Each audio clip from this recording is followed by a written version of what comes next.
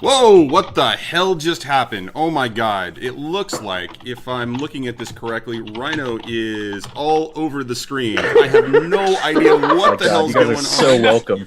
You guys are so welcome. Yeah, this is just, wow. Donate. Who wanted that beard? Give us What happens if I money. do this? Does it fix it? No, it doesn't fix it either. Guys, bear with us. This is 6 and 20 Tuesday exactly what I crew wanted. as we try to figure this out. Good job, Johnny. So everybody, welcome to my channel. It's actually, I'm going to be playing 5 characters tonight. They're all named George Foreman. George Foreman? Really? Yep. What? In the gamer grill. Because he named all of his kids George Foreman, so he didn't have to remember their names. Yeah. Wait a minute. Is that really true? That's true. That's absolutely true. Holy shit, man. I hate you so much. I'm All right, Googling guys. it right now, so man. you can't see me yet, but I am Johnny. This is the Video Store Cowboy channel, and this is the new 6 and 20 as I try to get things situated. We're going to start introductions as we go. And hopefully, at some point, we get there, and this is gonna look great, right? I mean, it's gonna be awesome. Amazing. Rhino, why don't we go ahead and start with your introduction and tell us who you are and who you're playing tonight? Sure. So I'm Mike, the anonymous Rhino. I'm from UnMadeGaming. I do some of the behind-the-scenes stuff there. I'm going to be playing Mr. Wolf. His real name is Brooklyn Marshall. He is a professor at the Charterhall University. He is a war college professor, and he What's his likes specialty? He's a whisper, so he really deals. Okay, I'm sorry. Go ahead. Keep going. I'm interrupting. I don't know. apologize. I don't know if we actually did discuss his specialty, but he likes to kill people in a weird way. Right. That's his vice, is weird killing. So we'll figure out how that goes. All right. Well, awesome. Volanda, why don't you go next? I'm Volanda. You can check me out on various places, but mostly I'm part of the Bloodthirsty Puppets and about to be part of some other networks too. It's kind of cool. Today I'm playing a chick named Zamara. Her alias is Eclipse. She is a lurk. Her best thing that she kind of tends to do is infiltrate in, steal stuff, and leave again. Mainly getting money is the name of the game for her. You know, she doesn't get paid. She's not a happy bunny. But her main vices tend to be screwing and drinking. Not necessarily in that order, but it has led to some trouble. And I'm hoping it will lead to much, much more trouble.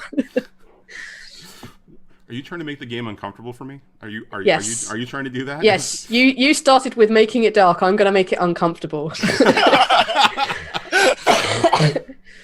Oh, wow. Guys, what did I get myself into? Okay, next up we're going to go with Sam. Why don't you go ahead and tell us who you are and who you're playing? Hi, well, I'm Sam, and I'm playing a character named Fray, and she's a cutter. And yeah. In a sad way, or Whoa! This isn't one of those kind of things. we're not going that. Okay, we're not going that dark. Okay. All right. Well, I guess we can't. I mean, let's be honest. Last week on Phantom, Joff punched a child. I mean, can you do any worse than that? If you can do, I'm sure that kid had it coming to him. I'm sure he did. I don't know. You can talk to Sling and talk to her about that and see what she says. All right. Okay. Hey guys, I think I've got. Oh, I don't know. It looks almost normal. It looks almost normal. Whoa! Yay. Oh wait! Dice Rolling Mama, thank you for the subscription. That's the first sub I've gotten. Thank you very much. That's really awesome.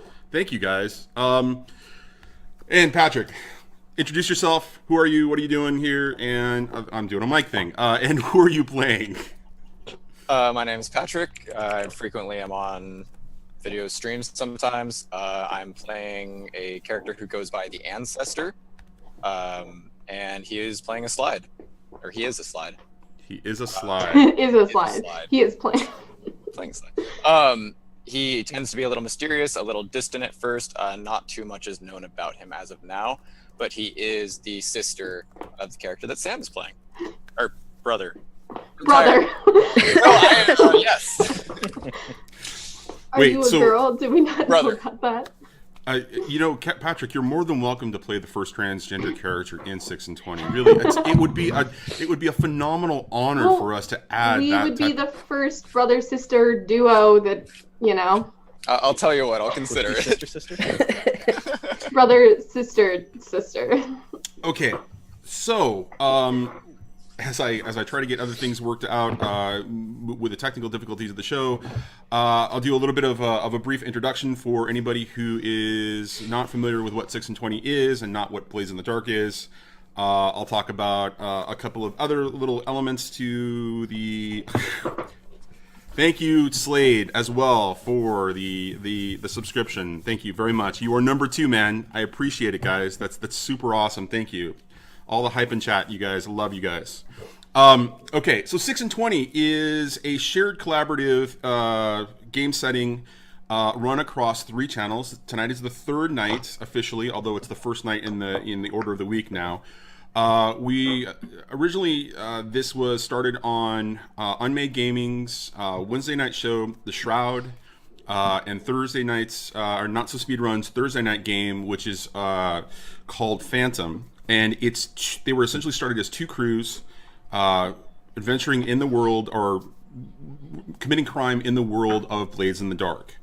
And briefly, Blades in the Dark is a setting centered around a city called Duskville, where the world, there was a cataclysm previously in history, about 1,000 years, that basically shattered the sun and put the world into perpetual darkness. With all of that said, what has developed is a very dark, very, very sinister society, and we are dealing with the circumstances of that in this game. The 2 previous crews have had a full season of things to do. This is the new crew. We're a little late starting into season 2, but I have a feeling they're going to get started and get moving pretty quickly. Now, previously, we've met Rhino's and Volanda's character on last Saturday's 12-hour stream over on Unmade Gaming. We did a one-shot. The 3 crews had an experience with the man in white, who eventually got named as Chaos. And so now we're going to deal with the fallout from those circumstances on each of these shows. So where we're going to start tonight is we're going to start with Mr. Wolf and with Eclipse, basically stepping away from the circumstances of the events at the Opera House. Just one more brief thing before we actually get started tonight. Shit, Skagath, man, thank you very much again for another sub. That's really awesome. Totally appreciate it. You guys are amazing. It's freaking brilliant, guys. I love you so much. All right, so one other thing we're going to talk about, because this is a new crew, there's a couple of new players. Both Sam and Patrick are new to the system. Volanda, this is her 2nd time actually playing, and this is Mike's 3rd time, I believe. So there may be is it 4th? Okay. Yeah, but I don't count the first couple times. All right.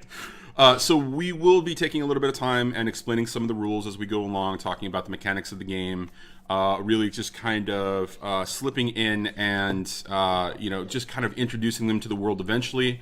Blades in the Dark is a narrative game, so it means that there's more role play, there's more descriptive than mechanics, but eventually things get resolved, with a roll of the dice. So we'll also do that as well. And then one final thing, I know that people talk about this over on Unmade Gaming and NotSoSpeedRuns shows. If you are at home and you are playing the drinking game, the rules are very simple. If you see somebody randomly walk behind me in the background, take a drink. All right, now we're going to get started. So I'm going to read the same thing that I read to every other crew that has started in this world, and I want you guys to it's kind of just a description to kind of give you an idea of where the world stands. In a city trapped in perpetual night, crime is common and conspiracy is a close ally. Common thieves work alongside corrupt politicians to enact terrible plots for profit and revenge. There is no line between what is acceptable and what makes you a monster. The only guiding principle is greed, and the only rule is don't trust anyone. The dream is to last long enough to be able to enjoy the fruits of your labor and retire. Welcome to Duskfall. Now we're going to fade into moments after Mr. Wolf and Eclipse leave the Man in White as his carriage is taking off with Mother May. Previously, what happened for Patrick and Harley, or Patrick and Sam's benefit, During the events of the one-shot, the 3 crews were brought together by different circumstances to go to a meeting with the man in white, this mysterious figure who turns out to be named Chaos, and is trying to manipulate the city and various power elements in the city into taking action for him. During that circumstance, there was an attack by an opposing group of some kind, and the players of the one-shot actually came together, even though they really hadn't met each other before, and protected him long enough for him to escape from what was another mystery man. Very distinct, different kind of a set of circumstances. This mystery man was hell-bent on attacking him. Nix from the Shroud crew basically stepped up and defended him, or distracted him until Mr. Wolf and Eclipse were able to help him escape. Chaos to escape. And bringing it back around, Sky, realizing that the only way that he was going to be able to see this all come to fruition, he helped Nix, who up until that time they were pretty much sworn enemies, protect the escape of Mr. Wolf, Eclipse, and the man in white, allowing them to basically move off. And so where they ended up was helping the man in white essentially escape on a carriage with his charge, who we've later come to find out was actually kidnapped. And it was Eclipse who was given the opportunity to engage him, and she passed it on to Mr. Wolf. And what ended up happening was they received a calling card for the man in white, and then were subsequently just walking away. So, given that setup and circumstances, Mr. Wolf, Eclipse, what are you doing? Where are you going? So where did this dump us out? Because I know we were in Brightstone. You were We in were opposite the Brightstone. sanatorium. Yeah. Okay, so we were the opposite. Okay. Yeah. Yes. So as soon as Opposite the Opera House. So give me just a second, and I'll set up the game table window, and that way you guys will be able to actually see that what we're seeing. But if you're in the Roll20 instance right now, you should be able to see the actual, the setting. And so you guys were right about here, and I'm pinging it on the map. So pretty much there. Cool. So I'll this is actually maybe a question more player to GM.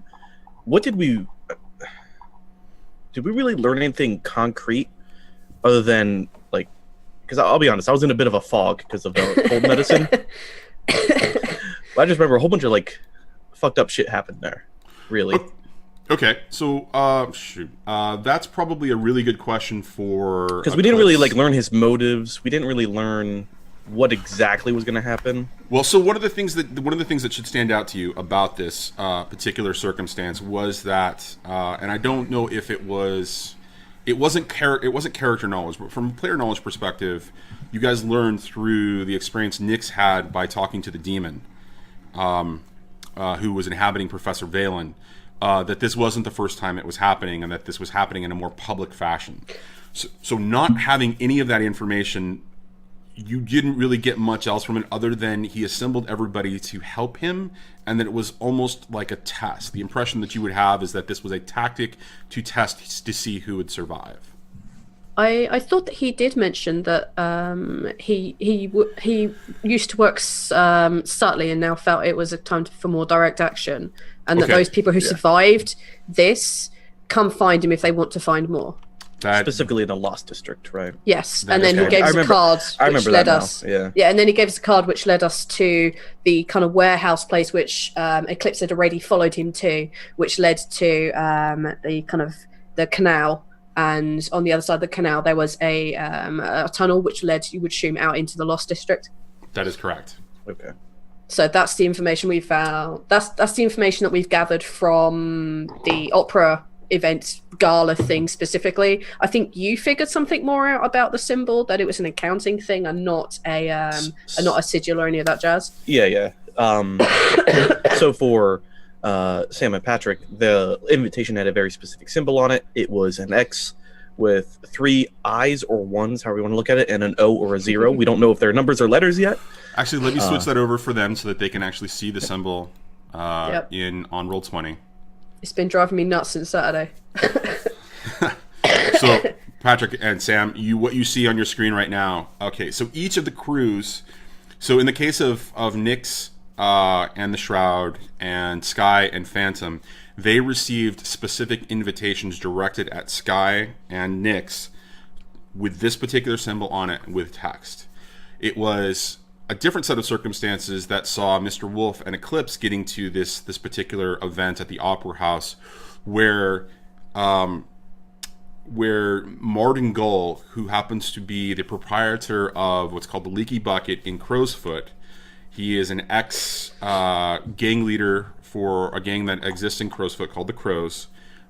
He, having worked with Mr. Wolf previously, asked or almost demanded that Mr. Wolf step up and actually offer or go to this meeting and discover the circumstances. And he implored Mr. Wolf to take Eclipse, somebody who he actually trusted, to monitor the situation as it was currently happening. So this symbol was on the invitation that Marden Gull received as well, and that's how it came into Mr. Wolf and Eclipse's possession, and that's subsequently where Mr. Wolf actually went to go actually do some research. Yep. So my research on that symbol itself is that it was more of an accounting symbol, or at least tool from hundreds of years ago. And I could have swore there was a location, but I might have written it down, but not in my electronic notes. Okay, so there was a location that was associated with it. The location was on the southern part of essentially what is the known world of Arcosia, or the Empire of Arcosia. It's the actual island of Aruvia, which is the southernmost island. If you look in the book at the world map, it's the southernmost island. There is a city there that's very well known called Udwasha. But it was a counting system that you discovered essentially from that region. Yep. Okay, so I'm going to switch you guys back over to the map so that you can see that again. Okay, so that's essentially where you find yourself right now, given the circumstances. So that's the setup, the what's happened previously for everyone here. Now, Mr. Wolf has had a little bit more previous experience with Marden Gull. He was on the first one shot, and there were some circumstances related to that as well, which also had an indirect impact on your research into the number system, because it was you going back to Charter Hall. But so again, framing the situation as the starting point. The two of you are walking away. How do you want to proceed moving forward? Do you want to head back to Marden Gull immediately? Do you want to take a moment and have a conversation? Is there something else you'd wish to approach first? We could have a conversation, but I think really returning back to Marden Gull. Is it Gull or Gull? How do you spell his name? Marden Gull is Gull, I believe. At least that's okay. that's what I think it is in the book. Okay. Oh, I've just put down goal as in score, so Whatever note works for you. Yeah. Let's just So sounds like we have to report back, and the question give is, him how an much update. do you want to tell him? Do you want to investigate this a bit Yeah. more, or do you want to? Yeah, I'm not exactly a fan of the crows, and in Crow's Foot I could care less about. But knowing more about this man and the enigma that he is, and also going into the ghost-ridden Lost District, I'm not too ready to just tell him everything. I could tell him that there was an attack, and we could just go about our business after that. And we escaped. We made our way out, and we don't tell him anything beyond that. Well, to be honest, all I've got to do is get you back safe and sound, and tell him that we saw this dude in white. Tell him what happened, and I'm off on my way, and he get me money. So Old business leg. I like that. yeah, in and out. That's all I need to do. It sounds like Oh, we God skulk damn back it. to. Well, I'll tell you what. Well, it's up to you, really. I mean, if you think there's more profit in it by telling me everything, then sure. But you know, the more involved you get, the more danger you get. So. So I what's think the that's plan? well, we're gonna head back, but I'm Yeah. most likely not gonna give him too many details. I feel like he's too small of game for something that's gonna involve, the Lost District. Okay. All right. So, sorry. So as you begin to make your way back, you definitely walk in front of the opera house, right? Yeah. And you see that there is a lot of commotion actually going on. There appears to be some fighting, some back and forth, again, with individuals who appear to be wearing a combination of what looks like white and red, various, in their outfits, fighting with various elements of like the blue coats or private, essentially, private, henchmen that are working for those that are trying to escape. And there's a lot of conflict going on there still. I mean, you basically have just escaped from that circumstance. Do you want to go back and kind of participate in that in any way, shape, or form? Or do you want to let that skirmish continue and just kind of slip away off to the side? Slip away off to the side. That's not what we're paid for. Yeah, no. Yeah, like No. I said last time we played, man, Mr. Wolf doesn't fuck around unless he's explicitly rewarded. Okay. That is a fair point. Okay, so making your way back across the city, let me talk a little bit about the current circumstances of the city, again, for this audience and for just to kind of set it up for Sam and Patrick. Duskville is currently under martial law. This is in result of something that, or actually a set of events that happened about 2 weeks ago in game time, and those were the end. That was the end of the season 1 for both the Shroud and Phantom. Now, what the Shroud did was they decided that they were going to throw this big gala party, and as a counter to that, in Crowsfoot, they blew up a warehouse that contained leaders of 3 different gangs, thus basically removing the majority of leadership among the conflicting, fighting factions that are going on inside of Crowsfoot. This led to a little bit of chaos, and currently Crowsfoot is under an extra additional amount of martial law where it's in complete lockdown. Now, if you're looking at the map again, this is the district of Brightstone where Mr. Wolf and Eclipse are. This is the district of Crowsfoot. It is completely in lockdown at this point. Their all entryway and exit is locked down. Part of the reason that martial law was actually enacted has nothing to do with that particular explosion.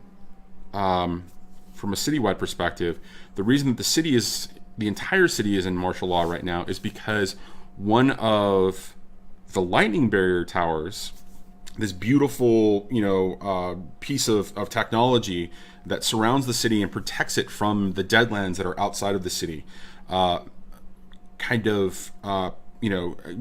keeping out all of the spectral activity that, the ghosts that wander the deadlands, the different types of creatures that are evolved because of the spectral energy that kind of can infuse them. This lightning barrier is basically a protection grid around the entire city. And somebody from Phantom decided that it would be a really good idea to, blow one of those up and run away from the city. So when that actually happened, the Imperial Army stepped in and shut down all activity across Duskfall for the time being as they began to rebuild that particular tower. It's a living for some people. But anyways, so in trying to get Mr. Wolf back to Mr. Wolf and Eclipse back to Crowsfoot, they wouldn't actually be able to take a direct path, go on foot. So, Mr. Wolf, Eclipse, how do you guys want to actually approach getting there? Well, we also have the option of maybe using a bit of the underground canals and all that. Right. The So subsurface tunnels and all that. well, and that's how you both were able to extract yourselves, right? Marden set up a transport for you to get you out of Crow's Foot. Did he also set us up with an extract, like to get out? He didn't. Okay. No. So you. That wasn't very forethoughtful of him. That's right. We got skills between us. We've got this. Yeah. I mean, I sneak into people's houses and kill totally. them, so I'm sure we can figure this out. What? Why? Make sure you get paid for that shit, right? Don't take our No, necessary risks. technically, I yeah. need to- No, sometimes it's my own reward. That's part of my vice. Well, I do okay. weird. It's weird ghost stuff. It's it's the true way to get off. Don't worry. All right. You'll have to show me that one a bit later then, and should give him a sly wink. Okay. Well, Yeah. we can let's, try going back the way we came, or we can try. Well, I don't No, know. let's We'll go vary our swimming. routes. Let's vary our routes, Yeah. and we can. I mean, we're in Brightstone. I've done some stuff up here, legitimate stuff. I'm not gonna. I think I still lived in Charter Hall, but my wife used to work up here, so maybe I know of some of the modes of transport between Brightstone and at least Charter Hall. I think I'm familiar enough with Charter Hall to get us around, and I know that's a neighboring district. Is there anything that Wolf might know? So you know that you could definitely bribe one of the gondoliers that would get you back to the underground, essentially, for Crow's Foot. They tend to work really well with the Bluecoats and the Imperials, but you know that they'll accept a little bit of coin on the side, to be able to fund their extracurricular efforts, in actual, hunting ghosts or hunting, spirits. So you do have that as an option. We're dressed kind of swanky too. Yeah.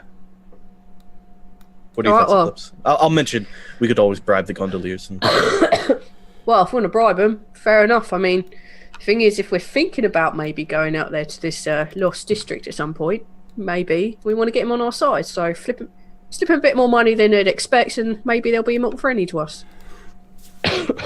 Hey, let me ask you a question, Volanda. This is interesting Yeah. because you just previously said that Eclipse is out for money, Yeah, and that at the end of the day, that's really what drives her. It's the desire for coin.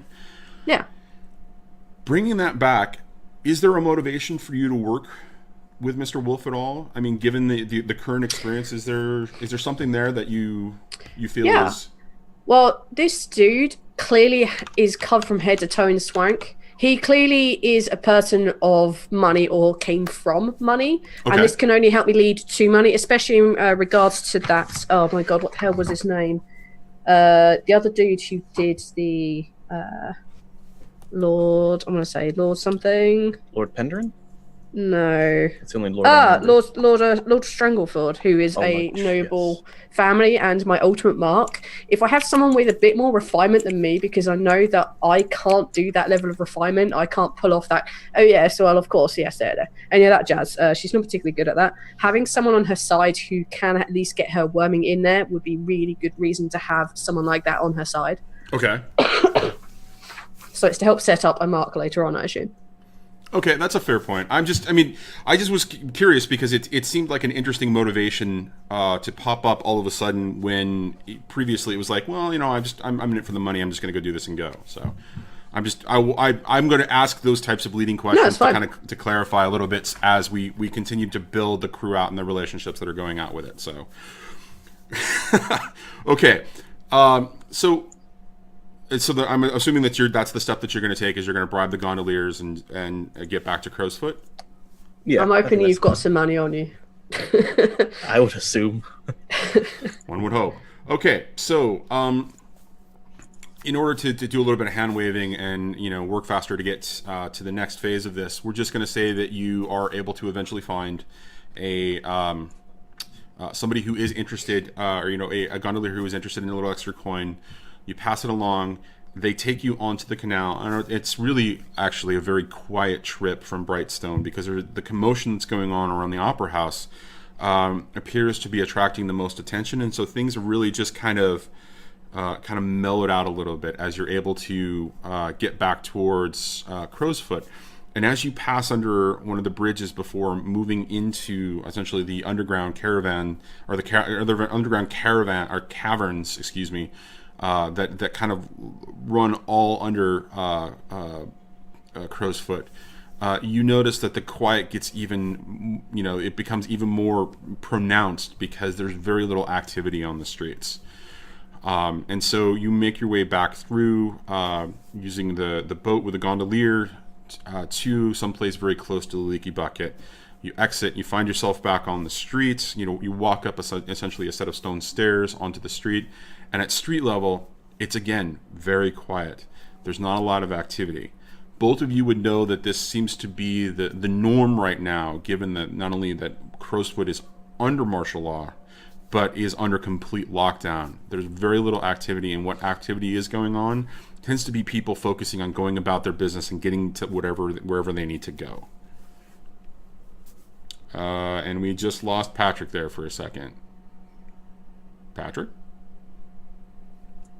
All right, well, we'll just deal with it.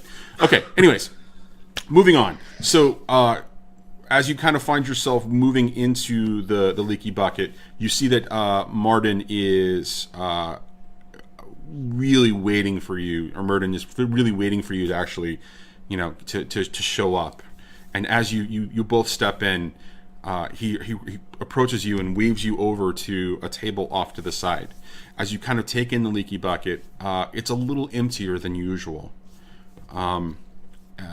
Even with the current situation with the lockdown, it's very, very quiet in there.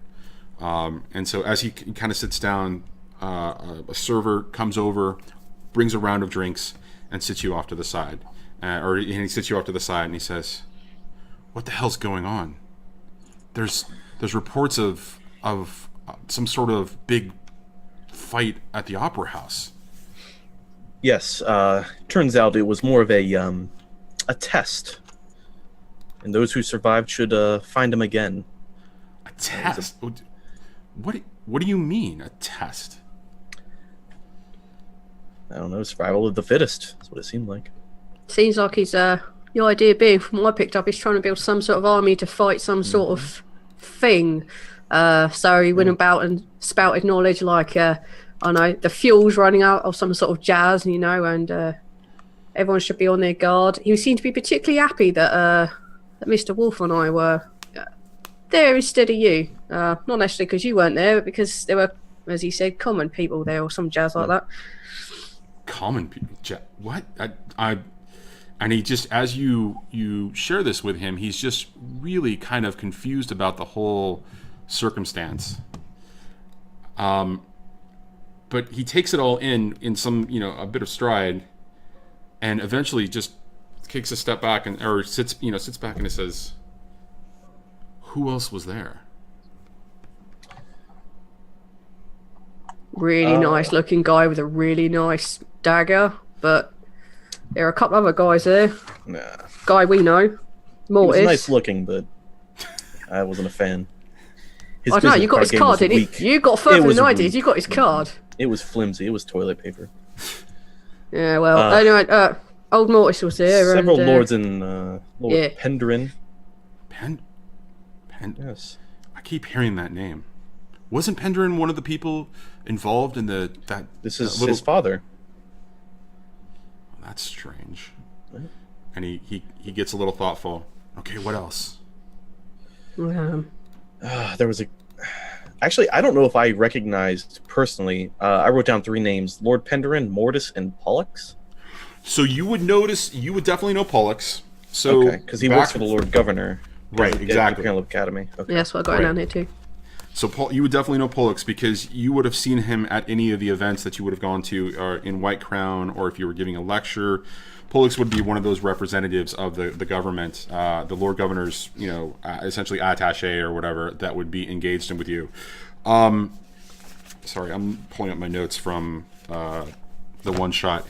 And then Mortis is definitely somebody that you also would have known because he is essentially a merchant inside of Night Market, where he deals in the occult. And the thing that's really interesting about Mortis is that he dresses in complete rags, like he's just all done up in rags and robes and that kind of a thing, and wears a cloak or wears a hood, and you can't see his face. And when he talks, when he speaks to you, when he communicates, you don't actually hear any type of and it's funny because I'm saying he right now, but that's not actually the case. You don't actually know whether it's a he or she or an it. You just hear this raspy, wispy, voice that just comes out, and it's hard to distinguish, the sex or any defining characteristics based on, there's no accent that's recognizable. It's not Eruvian, it's not Tychorosian, it's not Skovland. It's not somebody from the Dagger Isles. It's something very different. So, and then who was the third person that you said? So Pendrin, Mortis, and Pollux. And Pollux. Okay. So Pendrin also you would know because he is the lead scholar. Archiver. Yeah, he's a scholar. Yeah. He's the lead archivist at the at the Archive of the Echoes. So he's apparently fanatic and reckless. Yes. Yes, he was very. Yeah, he was very.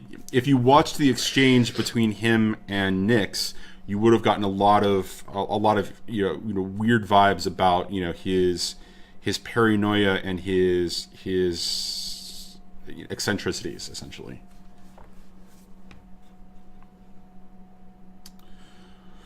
Okay, and so is that all that you share with him when he asks you what else?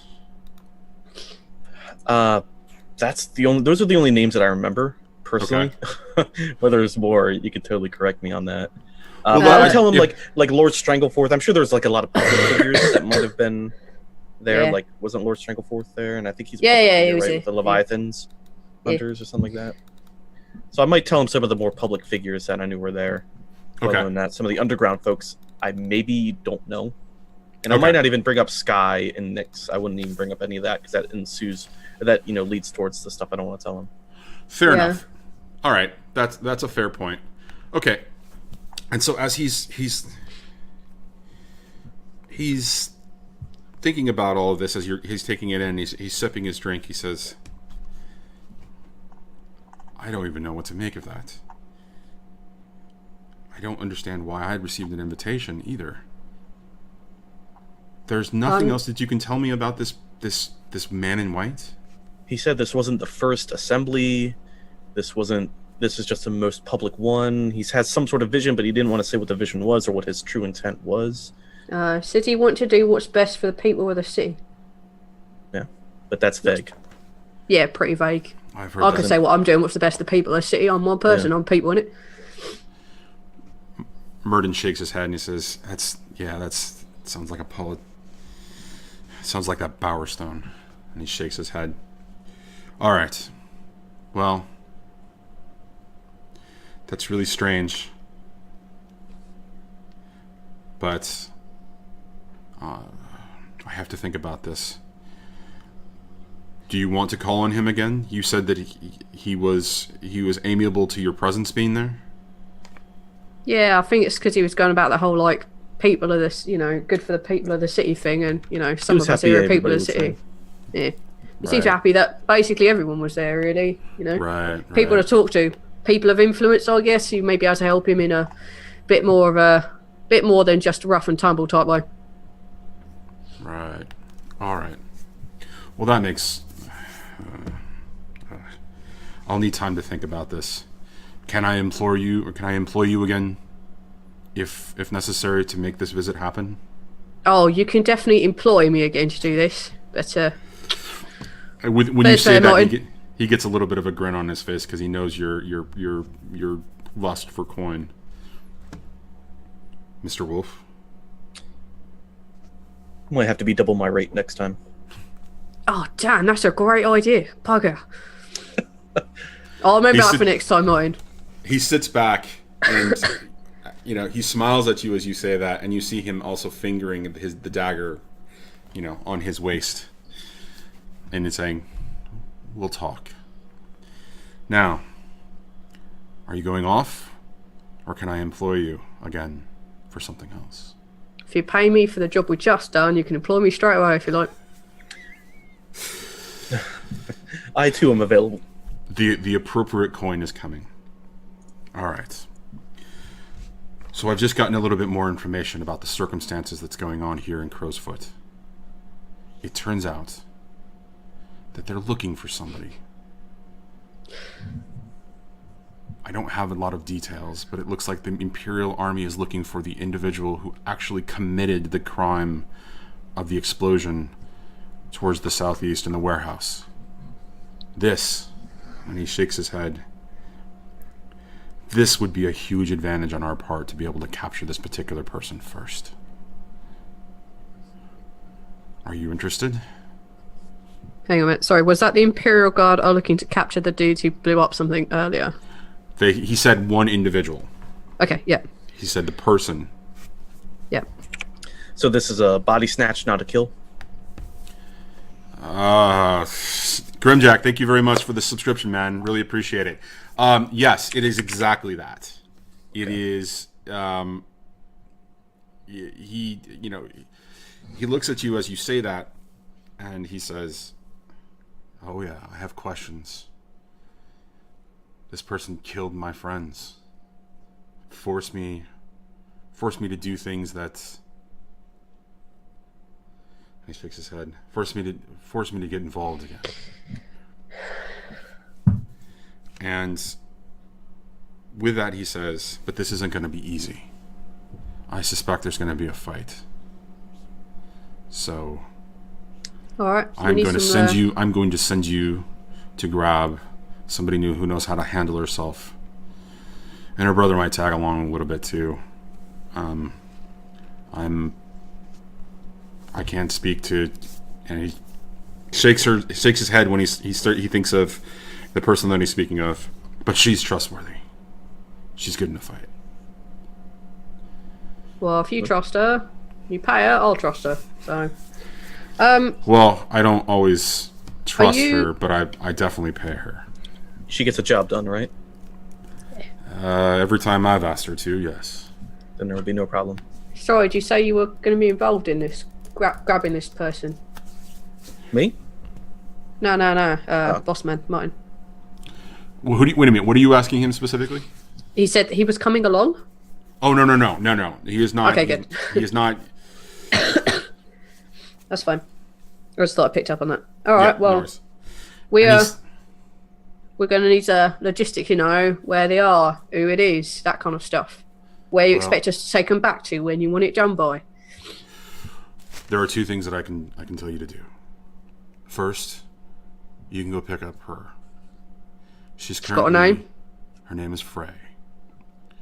Currently, you can find her in one of the local fighting pits. Just because they've got us on lockdown doesn't mean business doesn't continue, and she loves a fight. Like I said, she might drag her crazy brother along. But, what can you do? Is he trustworthy? Do I trust who? The brother, she's got to bring him. He shakes his head. He seems... No, I don't trust him. All right. And with that, he says, and so the second thing. The last that I heard, this particular person has been loitering around the area where the explosion happened, so the warehouse where this little bomb went off and killed my friends. As I said before, if you can bring him back, I would be more than happy to compensate you. And so, from a conversational perspective, from a meta perspective, both of you, both Mr. Wolf and Eclipse, would know where the explosion happened because it was a pretty significant event. And so I'm going to see if this works. We're going to switch over to the map. Look at that. Screen's all set up now. Great. Okay. Sweet. Okay. So Yay. on the map, you guys, this is Crow's Foot here, right? And so the explosion happened at a warehouse right about here. So you would know, from the circumstances, from the news as it went around, and from the things that have happened in Crow's Foot, you would know generally where the explosion happened. Oh, and so just for reference, if you guys are looking on the map, the lightning tower that I referenced that actually exploded was actually all the way down here near Barrowcleft. All right. So, and with that, as he looks at you, you know, and says, and he throws you across a bag of coin each, and says, Upper House was a job well done. You didn't know what you were going into, but it was well done. And so with that, we'll call that, we're going to start to get into some of the mechanical aspects of the game. You both talked a little bit about off screen. You talked a little bit about your XP that you got in the private chat that we had on Discord. I actually haven't read it all, but I hope that you guys have started to track that information onto your character sheet. How? Do you just put that like in the notes section, or? Well, so on your character sheet, you'll notice that there are things like playbook advances, and then playbooks XP, and then there are. Oh, there's actual tick marks there. There's tick marks there, and so that's where you track some of that. Okay. We'll go into detail about managing all of that off screen. That way, we're not taking it up. That way, we can get to Patrick and Sam and bring them into the story. But we'll talk about that off screen about how XP actually works and you know what we're going to do there. Fair enough. All right, coming back to the mechanical aspects that we are going to talk about. So we're going to talk about the score. The essentially what happened in that session, or what happened in the one shot, is essentially a score, and each of the you know the crews will get, you know, each of the players that were there from the crews will get, you know, the benefits that we're going to talk about. You know, we'll talk about them individually with them, but so the two of you are going to get 2 coin apiece because this was a reasonably small score. In respect to your involvement in it. It was a relatively large event, but it was a really small score. From a heat perspective, we're not going to deal with that as of yet, and we're not going to deal with entanglements yet. But I do want to give you two a quick opportunity to take a couple of downtime actions since your characters are currently around. Now, there are 3 phases in the game. There is the free play part, which happens when the build up to a score. When you do an actual score, that's the events of what we call typically, you know, in other games, an adventure, or, you know, the focus of the session. And then downtime allows you to do things like rest up, commit long-term projects, that kind of a thing. So we're going to take a real quick second and give you two the opportunity to step up and do a couple of real quick downtime actions. I'm going to give you a couple of suggestions to make it really easy so we move quickly into the next thing. But if you look at the downtime actions in the book, there are things like train. So you can actually train your characters. You know, you can train. You know, like for XP in particular areas. You can commit a long-term project, which means if you want to start research something, or you want to start building something, or you want to cultivate a particular contact, you can do that as well. You can also get assets, which are essentially one-time use items or people or resources that you can apply to your next score or a subsequent score. They'll always be there, but they only have a one-time use. For certain, and there's rules to extend that, and we'll talk about that when we get to that point. But given the circumstances, you don't have any heat right now, so you don't really need to worry about that. Do either of you have any damage or stress? Yeah, I have 2. I don't actually.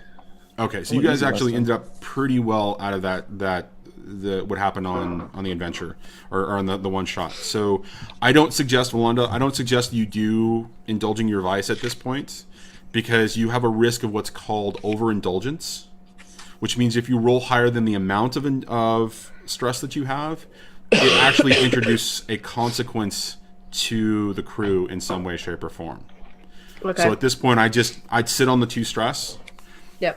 So really what you guys have is you have a couple of things, or a couple of options too. You can either acquire an asset, which again is a one-time use resource of some kind, Examples being things like, a contact, a weapon, or a particular type of item that you would use. Like, say, for example, if you wanted to prepare a very specific type of bomb, or like if you needed forged documents to get into some place, you can start a long-term project. So I think in either case, like if you wanted to research something like Mr. Wolf, if you wanted to actually spend some time and start the process of researching the symbol, this is a place where you would start that process, and then it could eventually lead into essentially a score of some kind, or maybe some other avenue opens up in respect to storytelling. Or you guys can do train, and basically when you train, you earn 1 XP. You earn 1 XP, and it goes to one of your attributes listed above your actions in your character sheet. Okay, so why don't we start with Mr. Wolf? What would you like to do? Yeah, so I'm going to be really straightforward with mine. I want to, start working on that long-term project, which is studying the symbol, and I believe I should have some information to that would point me towards the Imperial Academy and White Crown. I think White Crown is the name of this. But this is my first time actually being able to do something more than one session, so absolutely. I don't know if there's like a thing I need to check off or anything special I need to roll. So really, the way the long-term projects work is that you start off from a narrative description of exactly what you want to do, and we talk about what the right course of action is to get to that point. So, for example, in this particular case, one of the things that I would say is, when we talked about it on Saturday, anytime that you have to go to White Crown, you have to make an appointment, because it is the seat of the government, essentially the Imperial government's location in Duskfall. It contains not only the Lord Governor's Lord Governor's estate, but also the Imperial Academy of Duskfall, plus essentially the military base, or the military arm that that is there. So with all of that in mind, how would you approach getting to that library and going about doing that?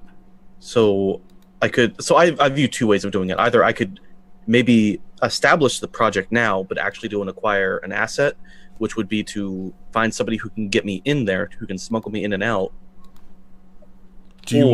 Okay, so, I'm sorry. Go ahead. I could work through Charter Hall and make a formal request, and it might just take a really long time. But I don't know.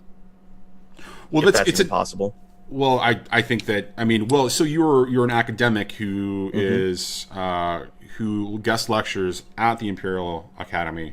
That's you work out of Charter Hall University, so you do have an in there. At least in my head, in the narrative, you do have an in there. Okay, so I have a fake project that I'm working on, but holy shit, I'm working on one thing. Sorry, NotSoSpeedRuns giving us a raid. Thanks, Speedy, for the raid. Really appreciate it. I wasn't looking at chat. Thanks, guys. It's totally awesome. Sweet. Really appreciate it. I'm sorry, guys. I'm sorry. Continue, Rhino. No, it's all good. Or maybe I do actually, because I actually have a day job, right? So maybe I do have a legitimate project that could use the assistance of the Academy. Well, I think really, I moonlight as getting this information on that symbol. Well, right. I think that you. Shit! I realize I'm switching things around on screen. I apologize, guys. I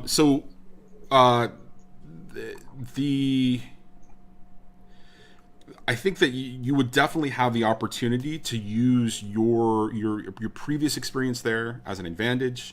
I think it really is all about how does Mr. Wolf want to approach it? Does he want to use his academic connections to make that actually happen, or does he want to try to sneak into White Crown?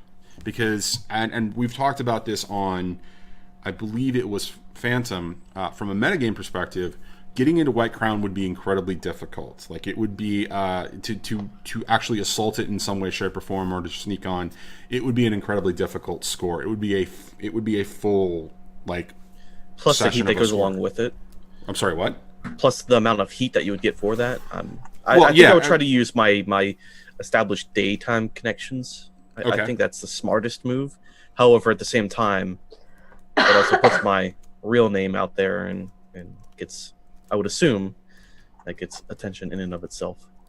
Well, wouldn't you think it would be essentially? To me, it seems like it's like an everyday, not so much everyday thing, but it's not like it's an abnormal occurrence for him to go up to the academy. So I would assume that it's a circumstance where you would be able to schedule on a regular basis, or you would schedule, because when we talked about Mr. Wolf's academic career in the first one shot that we did, it sounded like we had agreed from a narrative perspective that he was actually somebody who focused on military warfare and the strategies of using holes as a part of that. And so that's something the Imperial Academy would be very interested in making sure that their students were trained in, and that the Imperial Army was also being very keenly aware of, kind of a thing. Okay. So that's a perfect entry point if that's what you want to. So do you want to do that as an asset and basically acquire essentially an access with that asset, or do you want to treat it as a long-term project and then kind of narratively make your way through that? I guess it actually doesn't have to be a long-term project, because unless I don't find anything, but then again, that'd be acquiring another asset. So I guess an asset does make more sense. Okay. And so basically what you're going to do is to acquire an invitation. Now, let me ask you another leading question, given that you're not making it a long-term project. Are you expecting this to then become a score of some kind? I guess it depends on what I learn, right? Wouldn't it? Because if it just turns out to be something that's not so... I don't know, is that information that valuable, or... Okay, so I guess let's take a step back and have a conversation about what we're talking about in respect to the asset. Is the asset the information from the visit, or is the asset the invitation? Because I was hearing that the asset was an invitation to to essentially make your way to the Imperial Academy. I'm sorry. University. Yes, yeah, I'm sorry. I misunderstood you then. Then yes, it would become a long-term project to start using my visits as a chance to also study that symbol. Okay, so it would be a long-term project thing. Okay, yep. So the first step of that would be you acquiring that invitation and then subsequently getting yourself there. So this to me sounds like a either a 4-segment or a 6-segment clock. And so when we do a long-term project, you get these things called progress clocks that track the circumstances of some of the events leading to you actually completing it. And so for me it seems like it's probably something that it would be very easy for you to get there to subsequently acquire this information. So I'm going to say it's a 4-segment clock. Okay. And the way that we determine the results of, or how that clock progresses is you tell me again with the narrative description what action you're going to take to get to White Crown, to visit that library, and to do the research that you're going to do, and then you actually make a roll based on that using whatever action you've decided narratively makes sense. Okay. So what do you think makes sense in respect to starting that process? To start on it, I would see about talking to somebody maybe in like the admin office of Charter Hall to see who the point of contact is and what information they need, so I can set up my own special visitor requests and all that kind of thing. Okay. So I guess it would be a consort. I don't know if it's consort or sway or whatever at the admin office to gain.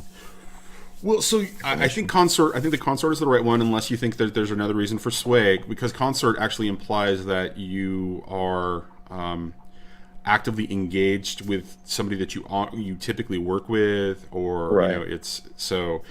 I mean, if you have a higher essentially rating in sway, you can make me an argument. Bad. Huh? They're both bad. Okay. Well, you choose. I think consort makes the most sense. It just I am consorting, so it makes more sense this way. Okay. All right. Well, then that totally works. Why don't we start with that? Alrighty. This is rather controlled, right? So long-term projects are a special case. Actually, all actions that you roll for in downtime are a special case. neither position nor effect actually apply, and you assume the defaults, and then we can talk about bonus dice towards the end. Okay. So I am at bonus dice. Okay. So with bonus dice, what we're then going to talk about is, do you want to push yourself in any particular case? Do you want to take a devil's bargain? One of the things that we talk about on Phantom is occasionally they get to make a justification for me throwing them additional dice. I think given the circumstance that this is a common circumstance for you, where it's a common place for you to go to White Crown on a regular basis and visit the Academy, that you're going to get a bonus dice for it. Okay. I'm handsome, so does that count too? No. Damn. That's kind of like Louise's description that love is important when it comes to roles. So no. Okay. Well, here goes. All right. A 6. So, excellent. Since this was a 4-segment clock, and I'm not going to even put it onto the game table screen, because at this point you have stepped up and you've done your job. You walk in through this door, this process. You begin to make the proper requests. Paperwork is checked. Your clearance for visiting the Imperial Academy is given, and you are subsequently given the opportunity to go ahead and visit White Crown. Since we are talking about this from a narrative perspective, and if this is not an actual score, I won't go into the details of White Crown, but just briefly talk to me about how you do your research at the library. What would your approach be? I guess I would go to the Eruvian section, go to the history, or even look for books that are during that time period, and see if I can start seeing the symbol. Or so, is it, terminology-wise, is it really a symbol or is it a tool? Is it a counting tool, counting symbol? Does it matter? Like, does it have utility, or is it purely an aesthetic? So when you got the information that you did from the research that you did in Charter Hall, and you were talking to the librarian, one of the things that she said was that it represented a counting system, and when you looked at it in the context of the ledger, what was being counted on the ledger, it was almost like it represented a value of some kind. You weren't sure if it was, there was a direct one-to-one correlation of a number or what have you. It definitely was not it was not obvious that it was a straight-up symbol. You did see, again, variations from that symbol, right? So the circle was placed in different locations, and let me put that onto the screen for right. And it wasn't always just 3 eyes; it was also, or 3 lines. It was also a couple circles here and there too. Unless I heard that wrong.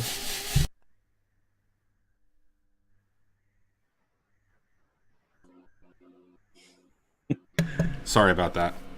No worries. All right. Okay. What was your question again? So, it wasn't really a question. It was more or less, if I remember correctly, the symbols also, it wasn't always 3 lines in a circle. Sometimes it was multiple circles, or was there always 3 lines in a circle? No, there was not always. There was variations, right? So the circle could be in different locations. The lines also could be in different locations. There were combinations that you saw that were 3 circles and 1 line, and then there was a balance, all of that. So, okay. Yeah, so I don't know if it would.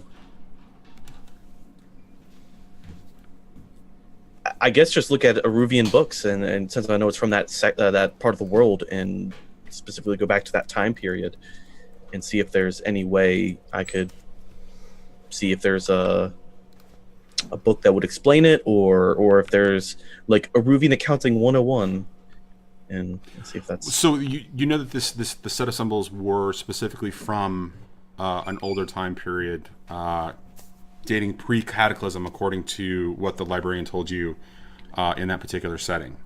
Okay, so it is pre-Cataclysm. I didn't write that down. Okay. So yeah, I guess is that a section, like a pre-Cataclysm section? Do they go by year?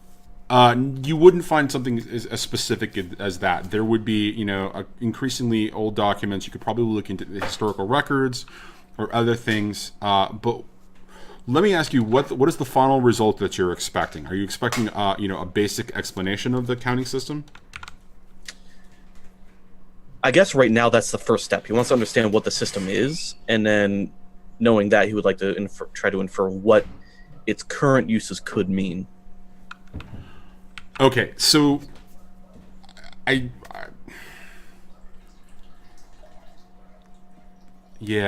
let's see. Okay, so as you begin to kind of dig into the information, you begin to kind of pull out the details about what it could potentially or possibly mean. You come to find references to essentially Ruvian history books that talk about the written language of Aruvia, and the various means by which counting system or the counting system worked. It is not a one-to-one numeric system. It is definitely it is a variation of what's the word I'm looking for? It's a variation of just implied value, and so with all of that kind of detail kind of listed there, you don't actually find any type of record or research that has brought you to okay, this is what the value of one, or this this particular subset of group is. This is the value of two groups, or this is the value of three groups, or whatever. So as you're digging into this, you're getting enough pieces that you can start to piece it together. But when you look at it, you realize that you're going to have to sit down and you're going to have to think about it a little bit more and see more results of it, right? Because whereas the ledger that you saw at Charter Hall University, the records that were all basically scrolls, these are references of just one-off sets of circumstances. Like this is a representation of this, and you find it in this particular text here, or this is another. It's in this passage here, or that's listed in this table, but it's not clear that again this is one, this is two, this is three, kind of a thing. So you're going to have to do some additional research to kind of bring it all together. It looks like you've got all the pieces though at this point. Okay. So, okay, never mind. I was going to ask if I could check things out, but that doesn't sound right. What do you mean? What do you mean check things out? Like if there's a book there that I just don't want to spend the 12 hours it might take to read the whole thing and understand it. Can you check things in and out? Oh, sure. You can definitely take research material with you if that's what you wanted to do. I mean, you would be able to do that. If there's one piece, I try to limit myself. I don't want to be too greedy, like Mr. Wolf or Brooklyn Marshall, because he's in his day job role right now. Doesn't want to be too greedy, so he'll take if there's one particular tool or a piece of text, he'll check that out and take it with him. Okay, excellent. So you do that and begin to pull that material back from you. All right, you begin to put the material out. Sorry, I lost my train of thought there. So as you pull that out, you notice that when you look at the material as it's written, it hasn't been checked out in a generation. Like it's been so long that it just hasn't been checked out. I mean, but people were interested in a previous generation. And I might also, on my way out, talk to the librarian to see if the name Madeline, whatever one the other librarian gave me, sounds familiar. No, that information is not given to you in any way, shape, or form. Okay. Good to know. Okay, so that's your first downtime action. You've committed. You basically been. You've done this as your long-term project, and you've completed that project. What kind of second action do you want to take? Because you get one more. Oh, I can take more than one. You get a default of 2, and there's ways to do additional ones. But to move things up very quickly, we're just going to say for 2 for. Okay, I don't know. I don't have any stress. I don't need to indulge my vice or anything like that. So, acquire an asset. Maybe I could. Isn't there a group that goes into the outside of the field? Isn't there a name for them? I might try to. Deathland Scavengers. The scavengers, yeah. So I'm wondering if I could maybe start acquiring an asset in that as well, and seeing, because we're going to be going to the Lost District, that kind of thing. I Okay. don't know if that'd be helpful. Well, what kind of an asset? What are you trying to do asset-wise? Maybe find somebody who's been out there and knows at least the Lost District as well. So you're trying to find a guide for somebody that's like a Yeah. monster? Okay. So the way that this works, under normal circumstances, is it's a crew-based role. So crews represents the party or group and their ability to do particular things. You all are starting at tier level 0, which means you have 0 dice for your crew. So when you roll, you're going to roll something for this. When you roll for this asset, you're going to roll 2 dice, and we're going to take the lower of the 2 results, and that will determine the quality of your asset. Okay. So you just want me to roll 2d6s, or do you want me to click one of the buttons and then... I would suggest just rolling 2d6 in Okay. chat, and that way we can actually see it at that point. Fair enough.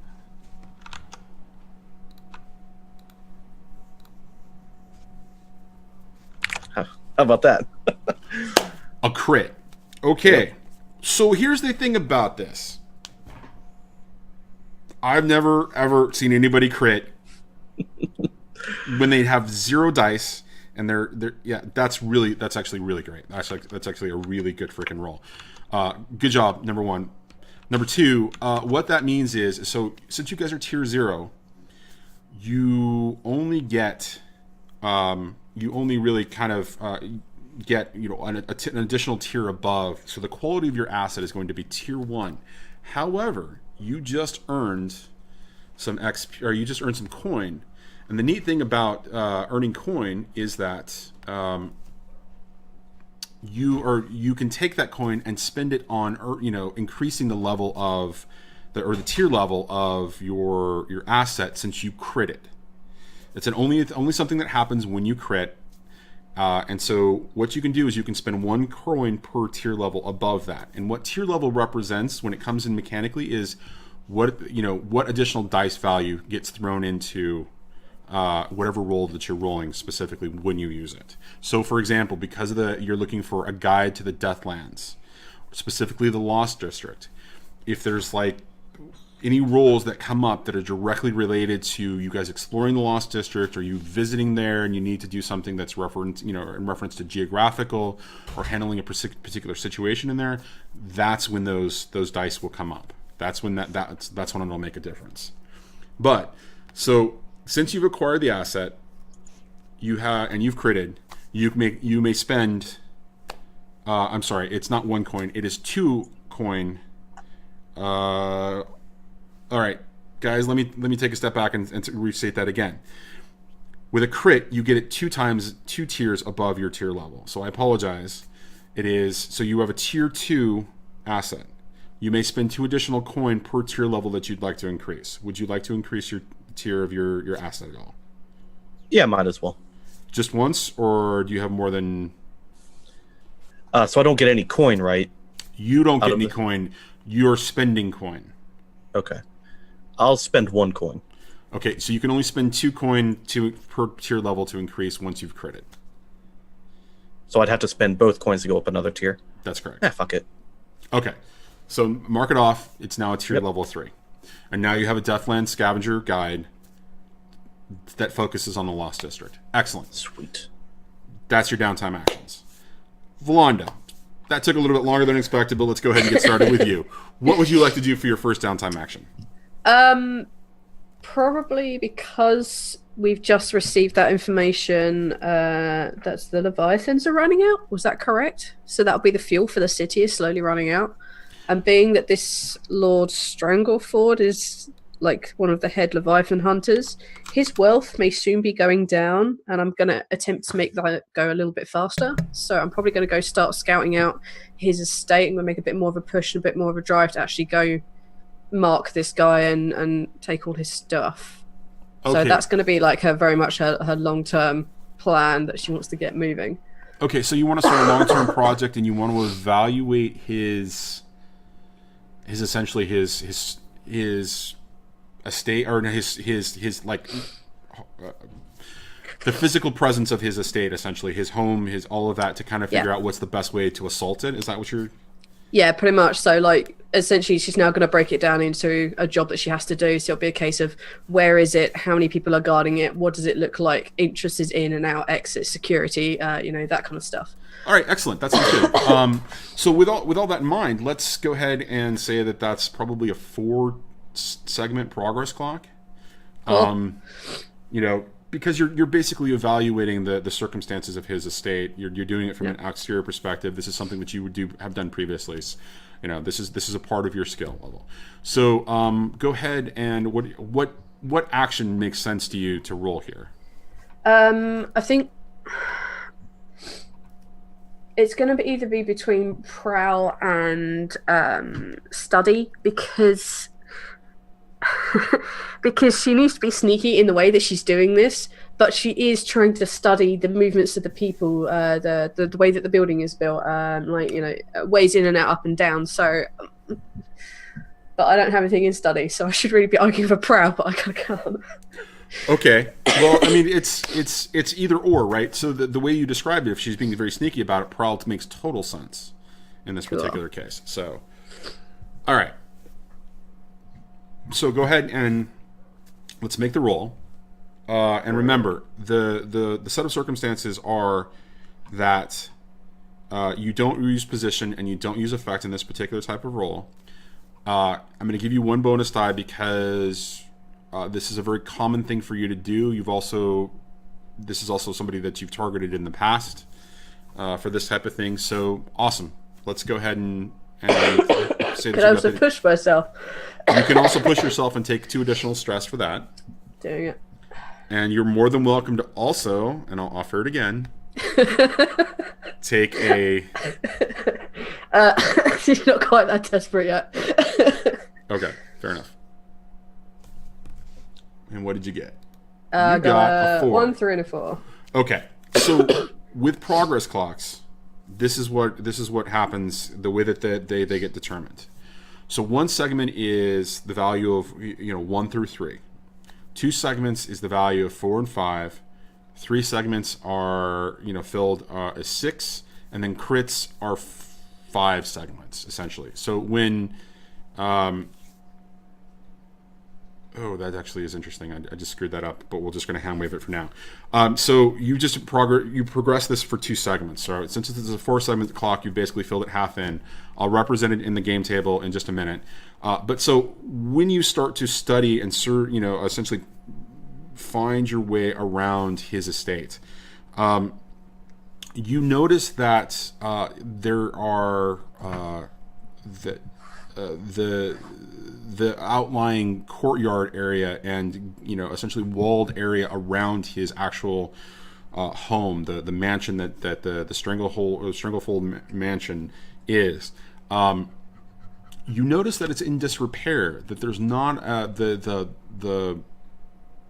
the grounds are not groomed. They're not well kept. On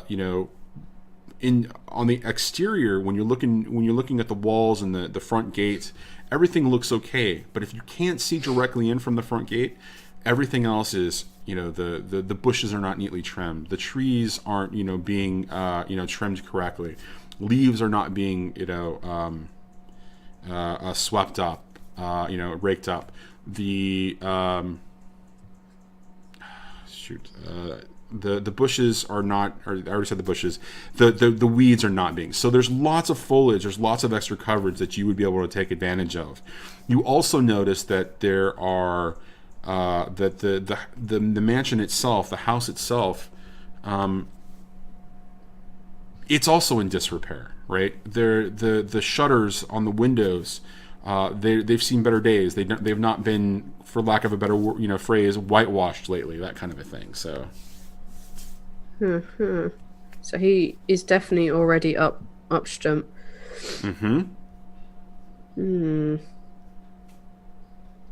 Does he have guards guarding his particular manor, or is it just like a really nice house that no one's decided to stand outside and watch? He does not have the gates are closed.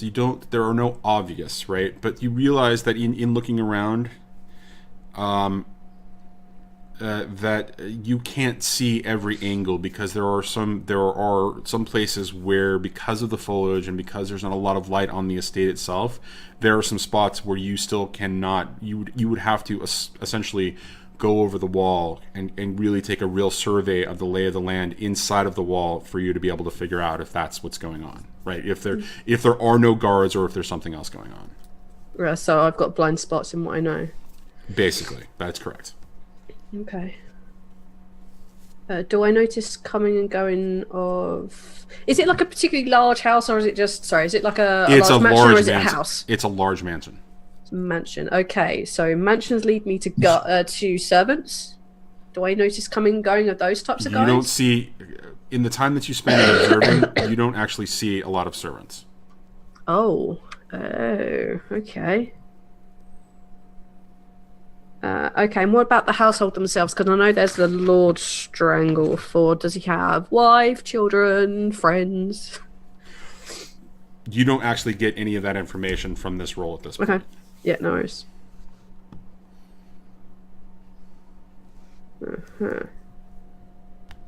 Already a plan is forming. Okay. Anything else you feel like you'd like to give me? Not at this point. You would have to continue the long-term project to get more information at this point. Okay. I'll do the next one then. So you've got a second downtime action. You can continue the long-term project, or you can acquire an asset, or you can what do you call it? Or you can what was the other one? Or you can train. I'm probably going to do the training thing. I don't know. Does visiting my son count as downtime action? Because I've got him written in as being looked after by my sister, because I'm always out stealing stuff. So sure. But how does that fit into the narrative of, or I mean, how does that fit into one of those three actions that we've talked about? Because if it's not something that fits into those three actions, we can have that play out in free play essentially. Okay, that's cool. Then I can come out. In that case, I would probably. No, she really wants to hit this guy up, so yeah, she'll have to continue the long-term project, I think, because so far as she's concerned, the other job, the main one of the gang, is separate to what she's trying to do. So yeah, unless it's anything I can do to help that out, like going to scope that warehouse out or anything, or would that count as the main group actions? Well, you can. I mean that. So if you're going to go and investigate, basically that's gathering more information, and in gathering that more information, you would. I mean, that's something that you typically do in what it's also called free play. It is as it builds up towards the score, right? Okay, yeah. I just want to check that was separate from. Yeah. So I mean, you could also do some separate investigation. For example, maybe if you wanted to start a long-term project and figure out more details about this particular mysterious individual, or if there was some other bit of information that was perplexing to you about the event that happened at the opera house, or if there was a particular type of medicine that's really expensive or hard to come by for your son, you know, those are the types of things that would fit into a long-term project. Oh, awesome. Then yeah, I would totally go check out the medicine stuff. I may actually need it. Yeah, I would totally go check out the medicine stuff. If possible, to like get a cheaper rates, or acquiring a vast bulk of this stuff. Okay. Like if there's a warehouse of this stuff, I totally go rob that. All right, so let's take it a step back narratively and ask you a very specific question. What's wrong with your son? Have you figured that out yet from a story-wise perspective? I haven't really, because I didn't really know kind of the level of medicine and tech and stuff that we would have in necessarily. So I'm kind of thinking a bit along the lines of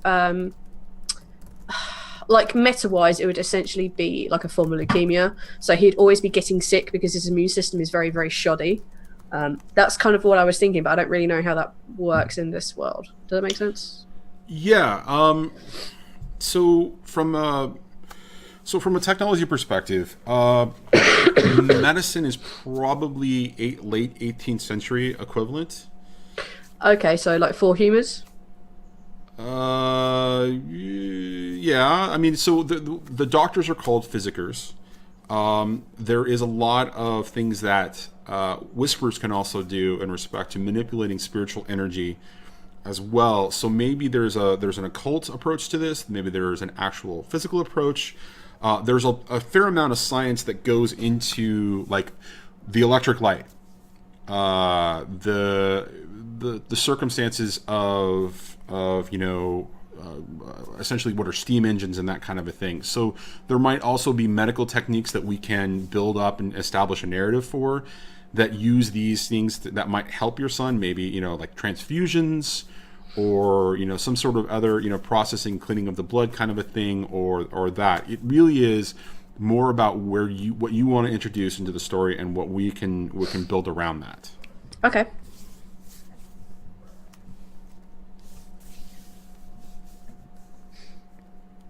All right. So where do you want to begin with this as a second long-term project? Okay.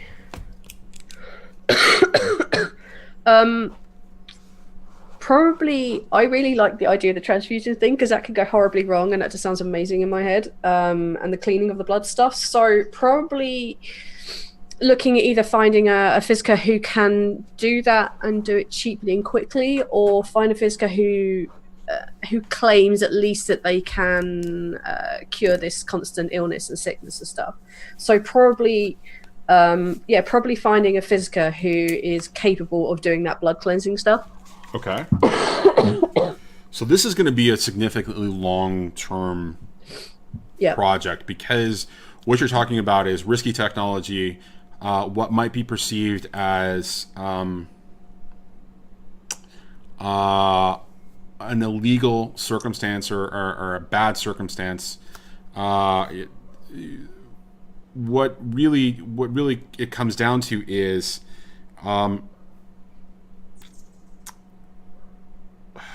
I mean, are we talking about this from it's a Frankenstein, Dr. Frankenstein kind of a thing?